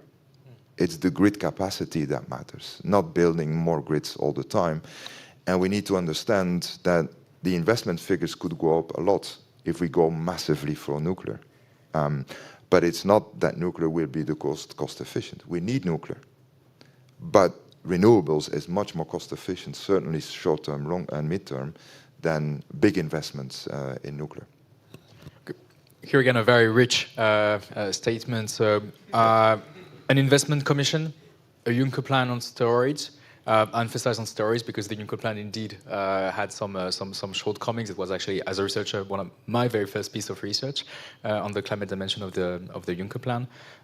You say that this is doable, and indeed, if we look at what we've done over the decades of European history, we did stuff that were much grander than just increasing climate investments in sectors where there are already investments, as we've underlined in our study. Courtney underlined, obviously, the climate benefits, but also the economic and security benefits that come with that, and that are obviously critical when it comes to setting political priorities. And finally, a European framework for infrastructure planning. And indeed, there's been a lot of talk recently in Brussels about hydrogen, including trans-European hydrogen pipelines. Some of them pipe dreams, some of them could actually make sense economically. Now let's turn to you, Pascal Canfin. You are another architect of the European We did Green it Deal. together, actually. So yeah, a child with two fathers. Let's zoom out also, and you're reaching the end of your mandate. Tell us, what do you feel proud of? What do you achieved as the European Parliament over the last 5 years you really feel proud of? And feel free to underline stuff that maybe have been a little bit under the radar. And especially, what do you think should be done next? Especially when it comes to the investment points that Kurt raised. Yes, thank you. So, I mean, we can be proud of being blamed for doing too much when all the past, and I've been in politics for too long now, it was the opposite. Okay, so for the first time, we are being blamed for doing too much on climate. And then, of course, it raised new issues, new challenges, including for coming elections, but it's more good news than the opposite. So that's the first thing, that when you pile up all what we have been doing, not only the Parliament, of course, but with the three institutions, we are for the first time close to be on, or we are, in terms of regulatory framework, on path to get our objectives. And that's one of the lessons of the communication on the 2040 target. The first lesson is that for the emissions up to 2030, I'm talking about the emissions, we don't need additional rules. We need additional rules for the emissions post-2030, and we need to take these rules before 2030, obviously, but for the emissions for 2030, we don't need any additional rule, we need to implement. So that's a massive change compared to when we started the Green Deal altogether, 2019. Second element, which is, of course, less optimistic or less positive, is that it led to more polarization around the Green Deal instead of depolarization. And to my view, it's the core element of our capacity to move forward properly or not. If this agenda becomes polarized, and we have a very obvious example with agriculture today, then probably we will fail. We will fail because either we win in the Parliament 41% versus 49%, or we lose 49 versus 51, but in any case, it is unstable because investments require predictability. And if you're not able to project yourself in 5 years' time because you have no idea about the political setting on the green and the consequences of this political setting on the Green Deal rules, then of course you are more reluctant. And we are importing this polarization from the US, which I think it's a massive, massive lose for the EU because we had an asset.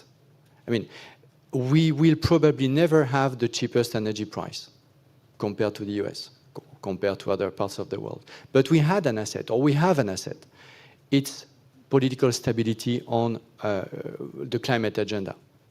When we take all the massive part of the law we took from EPP to Greens. It's a political setting that is just unthinkable in the US today on climate agenda. So we need to preserve this asset.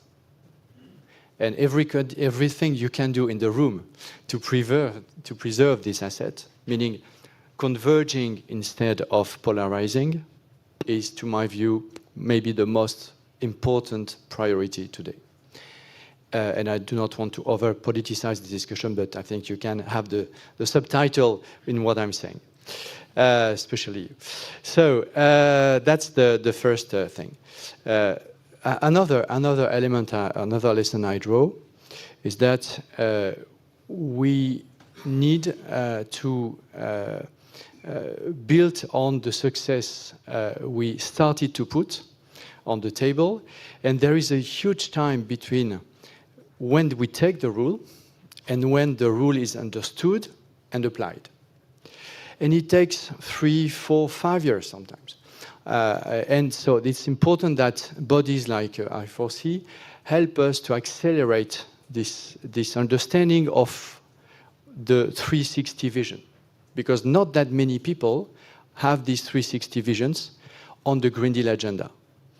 And it's logical. I mean, you are always either technical for one sector or trapped into one box and so on, but it's very important to think 360 and connect the dots.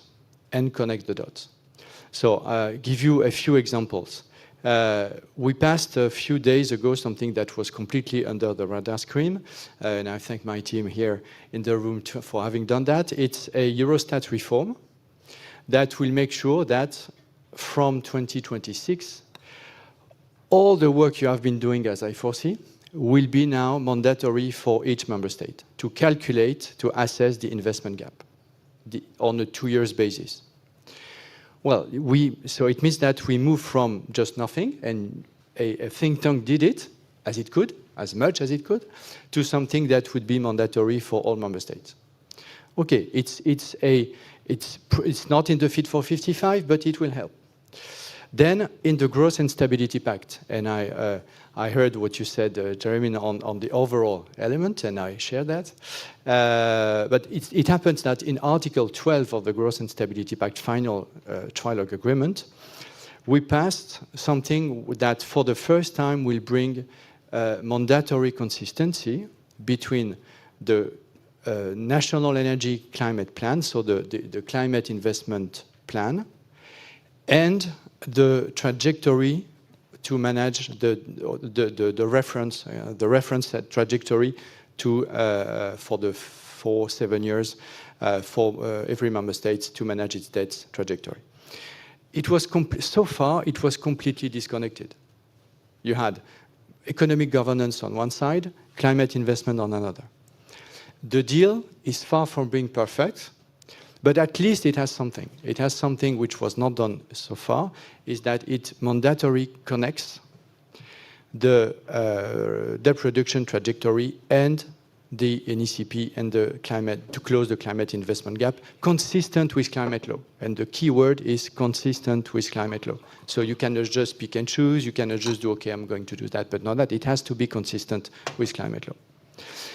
It's new, it has 2 weeks' time. That's something also that we should bring into our thinking for the next investment commission. Then I could talk for 2 hours. I'm not going to do so. So maybe 1 or 2 final remarks. From a political standpoint, we need a permanent additional capacity to invest. That's what it was said by Agora. You need to move lights in Germany. I'm sorry to be very blunt, but we have been, as French, we have been advocating, and it's easy, it's easier maybe in the French context, fine, but we have been advocating for years such a permanent investment capacity. Politically speaking, I wouldn't frame it only on climate, for the reasons I mentioned. I think it's about security, it's about sovereignty, it's about being less vulnerable, more strategic autonomy, you know, that kind of thing. And the beauty of that is that this agenda, let's call it the European sovereignty agenda, okay, or something equivalent,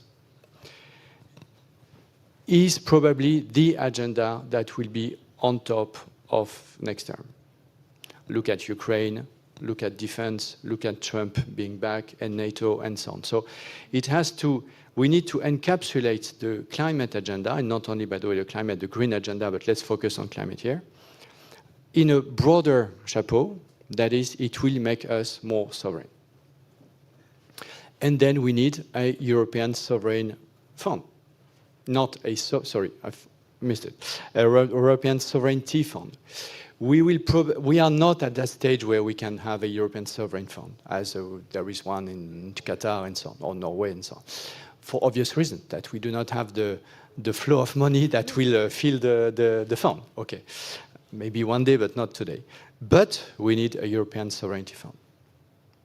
If we do not do it, we will miss our goals on Ukraine with all the consequences. We will miss our goal on defense with all the consequences, and we will miss our goal on digital with all the consequences, and on climate with all the consequences. Let's take these 4 elements that are, as a starting point, completely disconnected. I mean, climate, Ukraine, artificial intelligence, and so on, belong to various pockets, but at the very end, if we miss the 4, we will not be sovereign anymore, for sure. So that's why, to my view, is key. And the key element is, again, is in Germany. Is in Germany. Why we managed to have this relatively good management of the COVID crisis? Because Merkel took 2 decisions that were historic from a German perspective. The recovery facility, it was a one-shot, but look at the big difference compared with the previous management of the Eurozone crisis. Second, she decided to share the COVID-19 vaccines doses. I mean, everything was for Germany because it was a German company with the US one who invented it. And Germany bet on it. France bet on Sanofi, big success, as you know. And at some point, Macron called Merkel December 2020. And he said, well, Angela, we have a small problem. We have nothing, you have everything. So either we make war or you share. And she shared.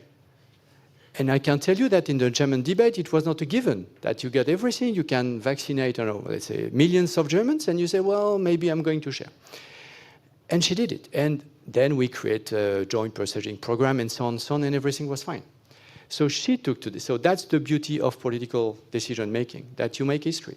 Merkel made history. Now we need to make sure that we have a German government making history again. Thank you. Okay. So here again, a very rich statement. So I see politically you say we need to depolarize the European Green Deal debate. An investment agenda is one way to do this, and I hear that in terms of narrative, it's obviously about climate, but also about European sovereignty more generally, thinking about economic sovereignty, energy security, even if you didn't use the term, I think that's part of your thinking. I'm tempted also to remind all of us that there is obviously an obvious link between climate change and the war in Ukraine if you take into account one of the common causes of that, which is fossil fuels. Fossil fuels obviously cause climate change, nothing new, but fossil fuels allow Russia to generate the revenues to wage a war.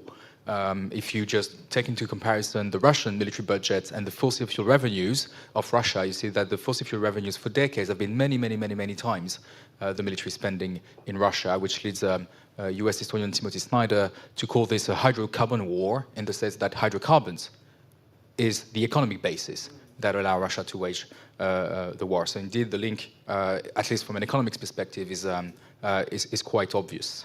It's for you, but we missed something massive. It's that it's called, what we experienced is called an energy price crisis. It was not an energy price crisis. It was a fossil energy price crisis.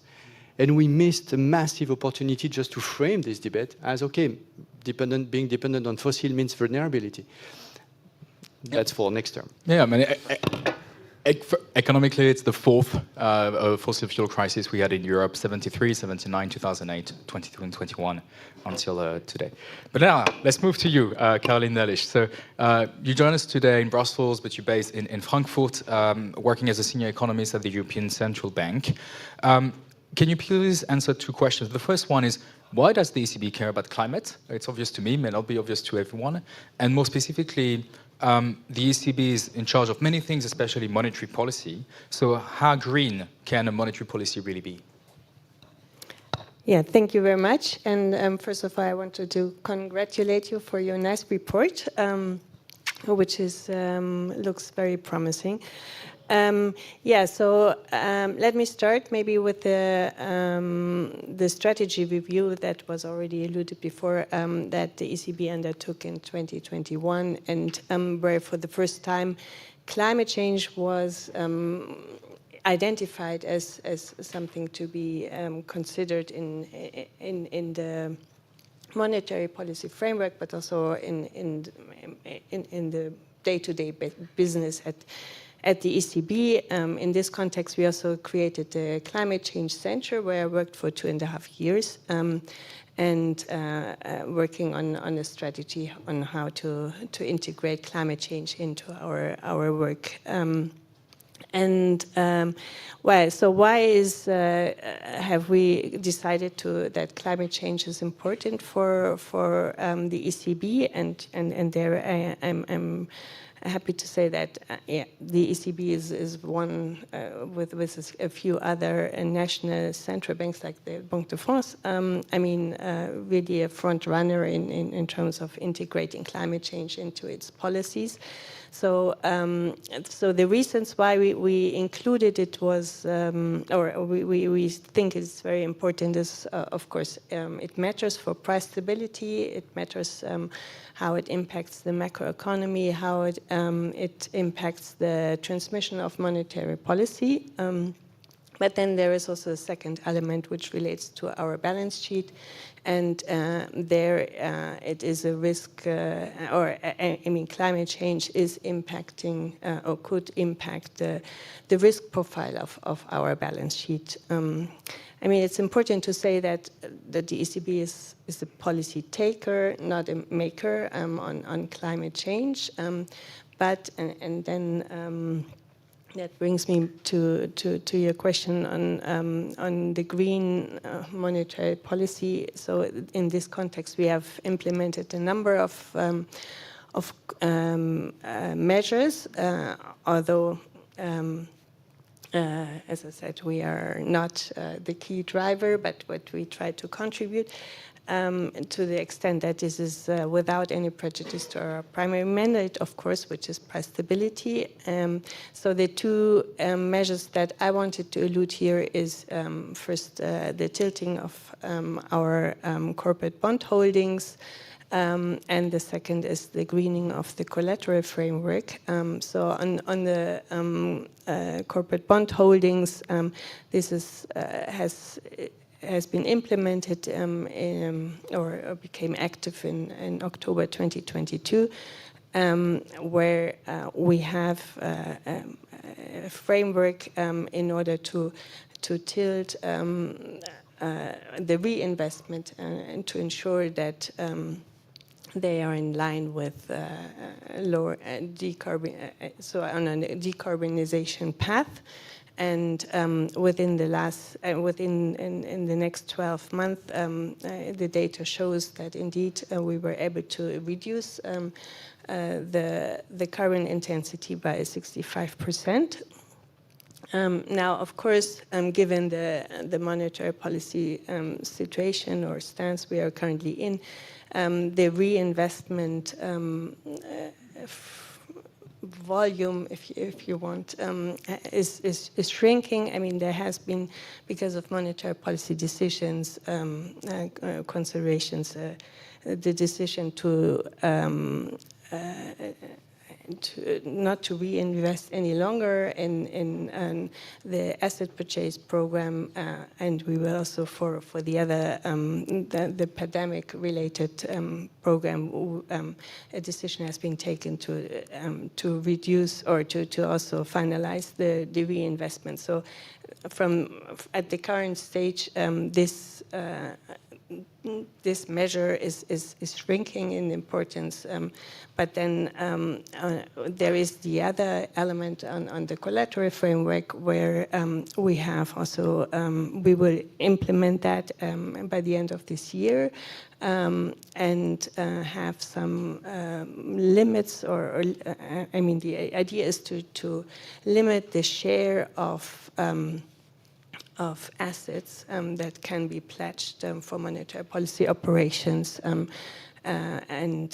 that have a high carbon intensity. So that is potentially something which could be very effective also and give an important signaling approach. And maybe, if I may, also come back to the comment we had before on the high interest rates at the moment and the green investment needs, which come across as maybe contradicting. I think it is important to stress that our primary mandate is maintaining price stability, and we consider this being the most important condition that monetary policy can do in order to support investment decisions, which are, uncertainty about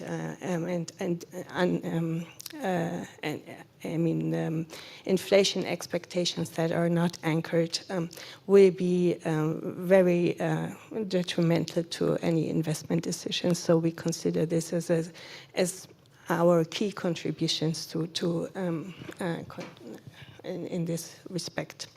And maybe as a final point, we have also, let me maybe advertise here, we published in in January a new climate and nature plan where we have we took a stock take of all the measures that we have and all the work we are doing on climate change issues so far, and given the need to the urgency to act and to further contribute to the fight against climate change, we have also identified 3 focus areas where we want to concentrate our work in the next 2 years, and one of them is related to navigating the transition, and there also the green investment and needs and how to finance them is one important element. The other 2 focus areas relate to, understanding the macroeconomic implications of physical climate change, and also to concentrate a lot of work on nature-related risks, and so, which is our plan now for the next 2 years. Quite a plan.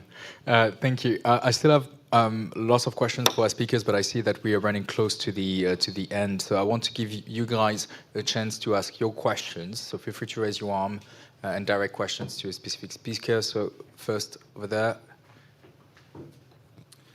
Hi, good morning. Thanks, Lasse Bohm, European Parliament Research Service. I take Jeremy's image, left pocket, right pocket, as the starting point. Fiscal people not speaking to the climate/energy people and vice versa. And the question is about the governance of funding. Because I think the debate is sort of very carefully tiptoeing around 2 questions, which are admittedly very difficult. And they go to the entire panel, of course. The first one is how to make the national energy and climate plans more specific, more forward-looking, how to increase the conditionality and the stick. So how to add the stick to the carrot.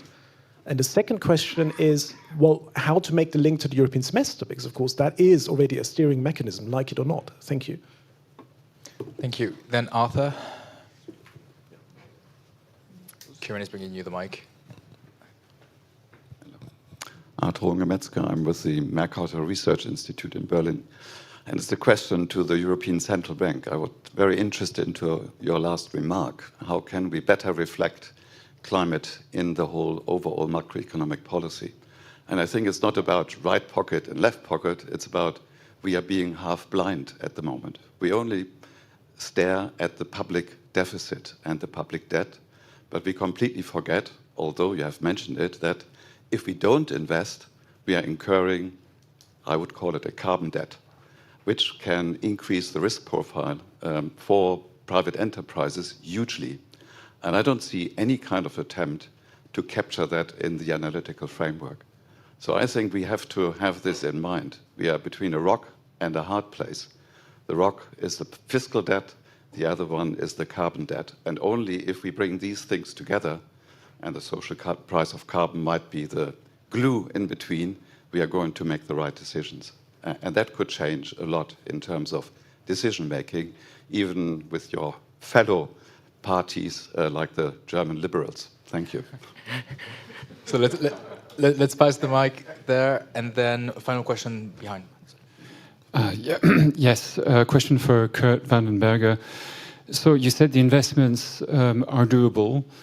So assuming fiscal policy stays the same, what could a Juncker plan on steroids actually look like? And does this necessarily involve a continuation of the recovery fund, or do you assume there is no continuation of the RRF? And one final question from the lady at the back. Can you raise your hand again? Yeah, thank you. Hi, this is Rebecca from Carbon Pulse. Question for Mr. Vandenberger as well. So there's a lot of data showing that asset managers are not investing enough or at all in the climate agenda. So how can the Commission solve this or help this issue?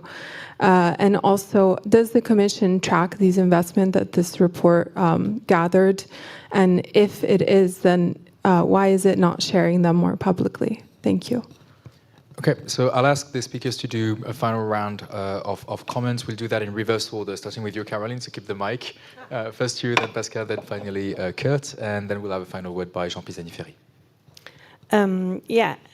So thank you for the question. I mean, that was exactly also our observation, that it is really, I mean, far from clear how, I mean, first the transition itself will impact the macroeconomy, but also, I mean, physical risks, so climate change per se.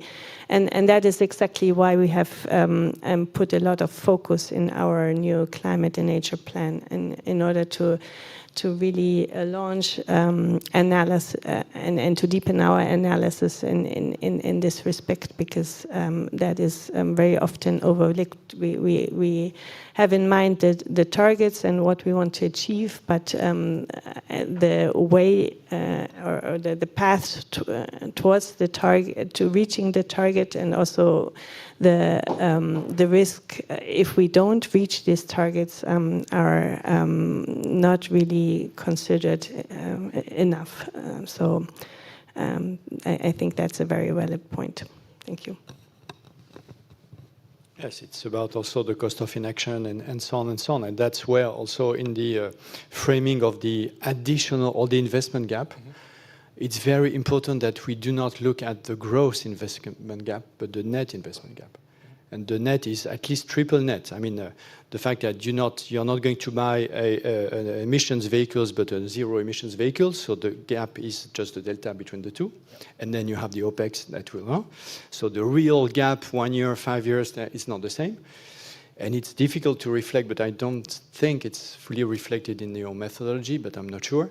The second gap is that you're not going to, we have to invest anyway. If I take the French case, uncontroversial nuclear power plant, one day they will close, we will have to rebuild something. So it's okay, it's for climate, but if you think that nuclear is good for climate, but in any case, we would have done it. So the net surplus is limited.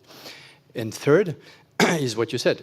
Look at the cost of inaction and the extra cost of non-resilience and insurance and so on, that will end up, for sure, piling up in state budget. So at the very end, the net cost is, as you said, it's not that big. So it's important that we frame not only the investment gap with big numbers that are a bit scary for everybody, but the triple net gap. And for the time being, I'm not sure it has been done even in your communication. I think it's missing. Maybe to conclude, so 100% agree with you. We need a shadow carbon price or something like that that will be put in all our decisions, including next MFF and so on and so on. Second, regarding the polarization, we have a good example of polar debate, which is unfortunately polarized. It's agriculture. Maybe I'm too optimistic, but I think that on energy, we might start depolarizing because France at last admits the need for renewables at scale, and Germany in the nuclear debate starts being a bit more balanced, I would say, for obvious reasons. And when you bring the two together, when the starting point was so different, on coal, on gas, on nuclear, on renewables, we disagreed on almost everything. Now it's converging. I'm not saying that they could co-sign the same document tomorrow, but it's converging. That's why we need to start thinking about a zero carbon energy union, where we would put production, but also grids, also storage, and so on and so on. And that would make sure that we focus on zero carbon, which is our climate goal, in a security perspective. So I think we might have the beginning of a less polarized debate for next term, and that we should seize this opportunity. And the final word would be that when we look at public money or private money, we usually look at the quantity. What is important to me also is to work on, do we have the right financial engineering, the right financial very concrete tools to de-risk, to share, to have public. That's what the structures of financial products have. Well, it's their daily business. We are not that good at doing that for the green transition. So my proposal, and I share that as well with you, is to look at the 50 key green assets we have to finance, and we know where these 50 green assets are. So batteries, EVs, charging points, electrolyzers, blah, blah, blah, blah. Look at the whole list. And we put aside the right financial engineering. I take one example. We just passed, we found a trilogue agreement on HDVs, so buses and heavy-duty vehicles that will force, and it has to still to pass the plenary in April, but I hope that my FDP colleague will help. So we, why are you laughing? So we will force local authorities to buy non-zero emission buses, hydrogen or EVs. Okay, so far, an EV, an electric bus costs 400,000, and diesel bus costs 200,000. So it's twice the price. Why? Not because it's a golden bus, but because you buy two assets. You buy a bus and you buy a battery. And there is no reason why the financial engineering model of buying a bus would be the same that buying a battery. Because the battery, you can do many things for the network, for the grid, to resell it. You have the critical material in, and so on and so on, which is not the case of the bus. We haven't built options for local authorities who say, look, it's very easy to disconnect. You can have one, well, you have the usual 200,000, and for the additional 200,000, that's the proposal. It's option 1, B, C, D. It works. It is agreed with the key players. It is leasing of the battery. It is sharing of the rigs, blah, blah. It is offtake by Veolia in France in 10 years' time. You have many, many models. This discussion does not happen, at least at scale, at speed, and on these 50 green assets. And to my view, in terms of investment commission, because I think we all like this frame, it is key. It is key to unlock private investment, because we have the savings. I mean, when you look at the macro figures put together by Bruegel, by Jean, and so on, we have the savings, we have enough savings to do it. The point is that we need to allocate this, not only with macro tools like a Juncker plan or steroid, which is obviously needed, but to make sure that on the ground it works. And it is the key. It is the key, because if we miss this phase, if we miss it, then we will have obstacles all over. So Monday, farmers; Wednesday, owners of flats; Thursday, local mayors, and at the end, we will face. So that's very key, to put that not on the technical somewhere, bureaucratic, whatever, but at the top of our political agenda. Thank you. First, I'm very encouraged by what Pascal says about France and Germany. I think they're made for each other. If you look at it, objectively, France with the nuclear stable baseload, Germany with all the renewables, it's complementarity as if you would design it. I hope they didn't enter into a happy energy union marriage. And research shows that actually partners going into a marriage by reason are more happy over time than a marriage of passion. So let's hope this works. The top line message that I will put in my report internally after this event is that fiscal policymakers and climate policymakers need to work more together even than they currently do. And I very much take that point. We are thinking hard about the future of the national energy and climate plans. We come out in June, a couple of months, with an evaluation, which will be quite critical, but also full of opportunities for the future.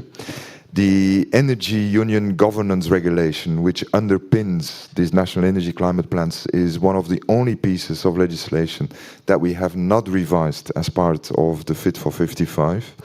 So that's a date for the next Commission to revise this as part of our overall plan to go to 2040 for after 2030. And definitely, as I said, for us, the national energy climate plans will not be remaining only compliance tools as they currently are. What member states do, they basically look at what they have in the pocket to achieve the 2030 target. They compile that, and that's it. There is no intelligence, no strategic thinking in this. That is what we really need to change. But we can only do that if we link that up with European planning and with regulatory framework like the fiscal governance, like the next MFF, etc. So all these instruments and policy tools we have to bring together much more. That also leads into the question on the Juncker plan. I think Pascal already said a few things. I fully agree with that. We all know that the next MFF will not grow exponentially to the extent we need. So we will need to use every euro we have in the smartest possible way in terms of sharing risks, leveraging investment, new financial instruments, etc. And actually we can learn a lot from the previous Juncker plan, what it did well, what it did less well. And we will need to also learn the lessons from the Recovery and Resilience Fund, where, by the way, there's still a lot of money to be spent. So far we only spend 1/3 of the money. In the Just Transition Fund, it's even worse. There, the payments are 2%. Yeah. So there's a lot of things still to do. And if we can use the next months and years now with the member states to make sure they use that money to the best possible effect, that would really make a difference. We, for example, just to, if I have 1 minute, Thomas, I have to say, I have to give credit to Pascal for many things, but one of the things is his insistence on using the Innovation Fund as a possible tool for a green EU industrial strategy. And that's exactly what we're doing now. We have, for example, launched a auction, a first ever European auction for subsidizing the production of renewable hydrogen. Enormous success, 132 bids, much more than we can imagine, showing again that the willingness, the know-how, the commitment is there. We only have, for the first auction, 800 million euros, which is not insignificant, but it's peanuts compared to the more than 300 billion that would be needed, public and private combined. But the good thing is that Mr. Habeck, in December, in probably the most painful budgetary discussions ever, has agreed to add 350 million euros from his own resources to this auction. And so we will fund the bids until our budget is exhausted. And then Mr. Habeck will come in, pick up the bids from Germany and pay those that are selected through the European auction. And he gets ex-ante state aid clearance. That's agreed with DG Comp. We can expand this now across member states. And in the STEP agreement, we didn't get a sovereignty fund as we proposed, but we got a couple of other nice things. For example, the flexibilization of cohesion funds and just transition funds and recovery funds, so that member states that have a lot of backlog in the spending of these cohesion funds, they can use these auctions and add money to it. And that's where it becomes interesting, because now the president has asked us to look at an auction for battery manufacturing. Slovakia has a big backlog in its spending of cohesion funding. If we go to an auction for sustainable battery manufacturing, Slovakia can actually bring in a lot of money, which means that we leverage the Innovation Fund with additional national money, which is spent in a European single market fashion, but only for projects in the member state concerned. And so that's the way we want to work in the future. And this is not only for the Innovation Fund, we'll do the same thing for the Social Climate Fund, by the way, which will kick in from 2026, where we are working now with the member states so that they are prepared. And we have 86 billion euros for the Social Climate Fund, but nothing prevents member states from adding a lot of money to that. So for us, the key now is to make sure that these social climate plans will be very up to speed and very smart and effective. I'll stop here, Thomas. Yeah, thank you very much, Kurt. So indeed, when at the public sector level you have qualitative instruments that meet success, you need to, as we say in the army, reinforce success. So you increase the quantity of resources, you do pour in areas where you already see that you have achieved success, and you could be even more successful if you had more money. We're going to close this panel now. In a minute, we're going to open the bar, so for people to have a light lunch and coffee, etc. But before that, I'm asking Jean to join us. And Jean, you've been here with us all morning. Can you share with us your key insights? What are the takeaways you want people in this room to leave this room with? Thank you, Thomas. It's sort of difficult, obviously, to sort of synthesize what has been said. First observation is, nobody disputed the value of what I4C has produced. Well, I was a bit disappointed because I expected some more, controversy on the methodology, but basically, the audience took it as it is and said, well, this is useful. Let's put it on the right scale. So let's do it at member state level. Let's do it with more granularity. Let's replicate it. So a lot of work for I4C. Now the thing I would also include in my takeaways is the emphasis on depolarization, on decompartmentalization, on everything that means climate that used to be a sort of sectoral objective, very specific, actually with a constituency that was very vocal, but that in a way sort of locked in the climate issues. It's not the spirit of the discussion today. The spirit of the discussion today is let's broaden, let's accept that climate has become mainstream, that we're not in the climate action just to continue as we did, but it has to become climate agenda has to become part of a broader agenda. And it was very interesting that you mentioned, Kurt, the investment commission and the fact that it's it's part of a broader investment agenda.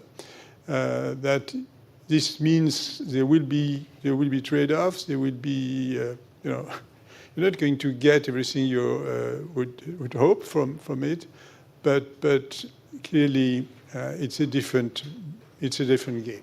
And I think the fact that it's a different game is really a positive takeaway. Last thing I would wish to take away is the focus of efficiency. I think that's major. That means we're in a different environment. We're in an environment in which public money, private saving, there are scarce resources. There are many competing demands on the use of those resources. So that requires a much stronger focus on the efficiency. And again, it's not a matter of how much is being spent. Really, the matter is how good it is the spending and how efficient it is. Very good. So I think we probably know what are our own takeaways. I would be willing to hear yours and those of Adrien and Clara, but I think we've got plenty of things to do. Thank you.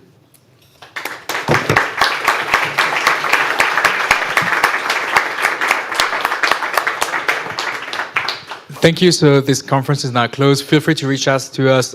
Today, we have the room for an extra 2 hours if you want to have very long discussions on climate investments.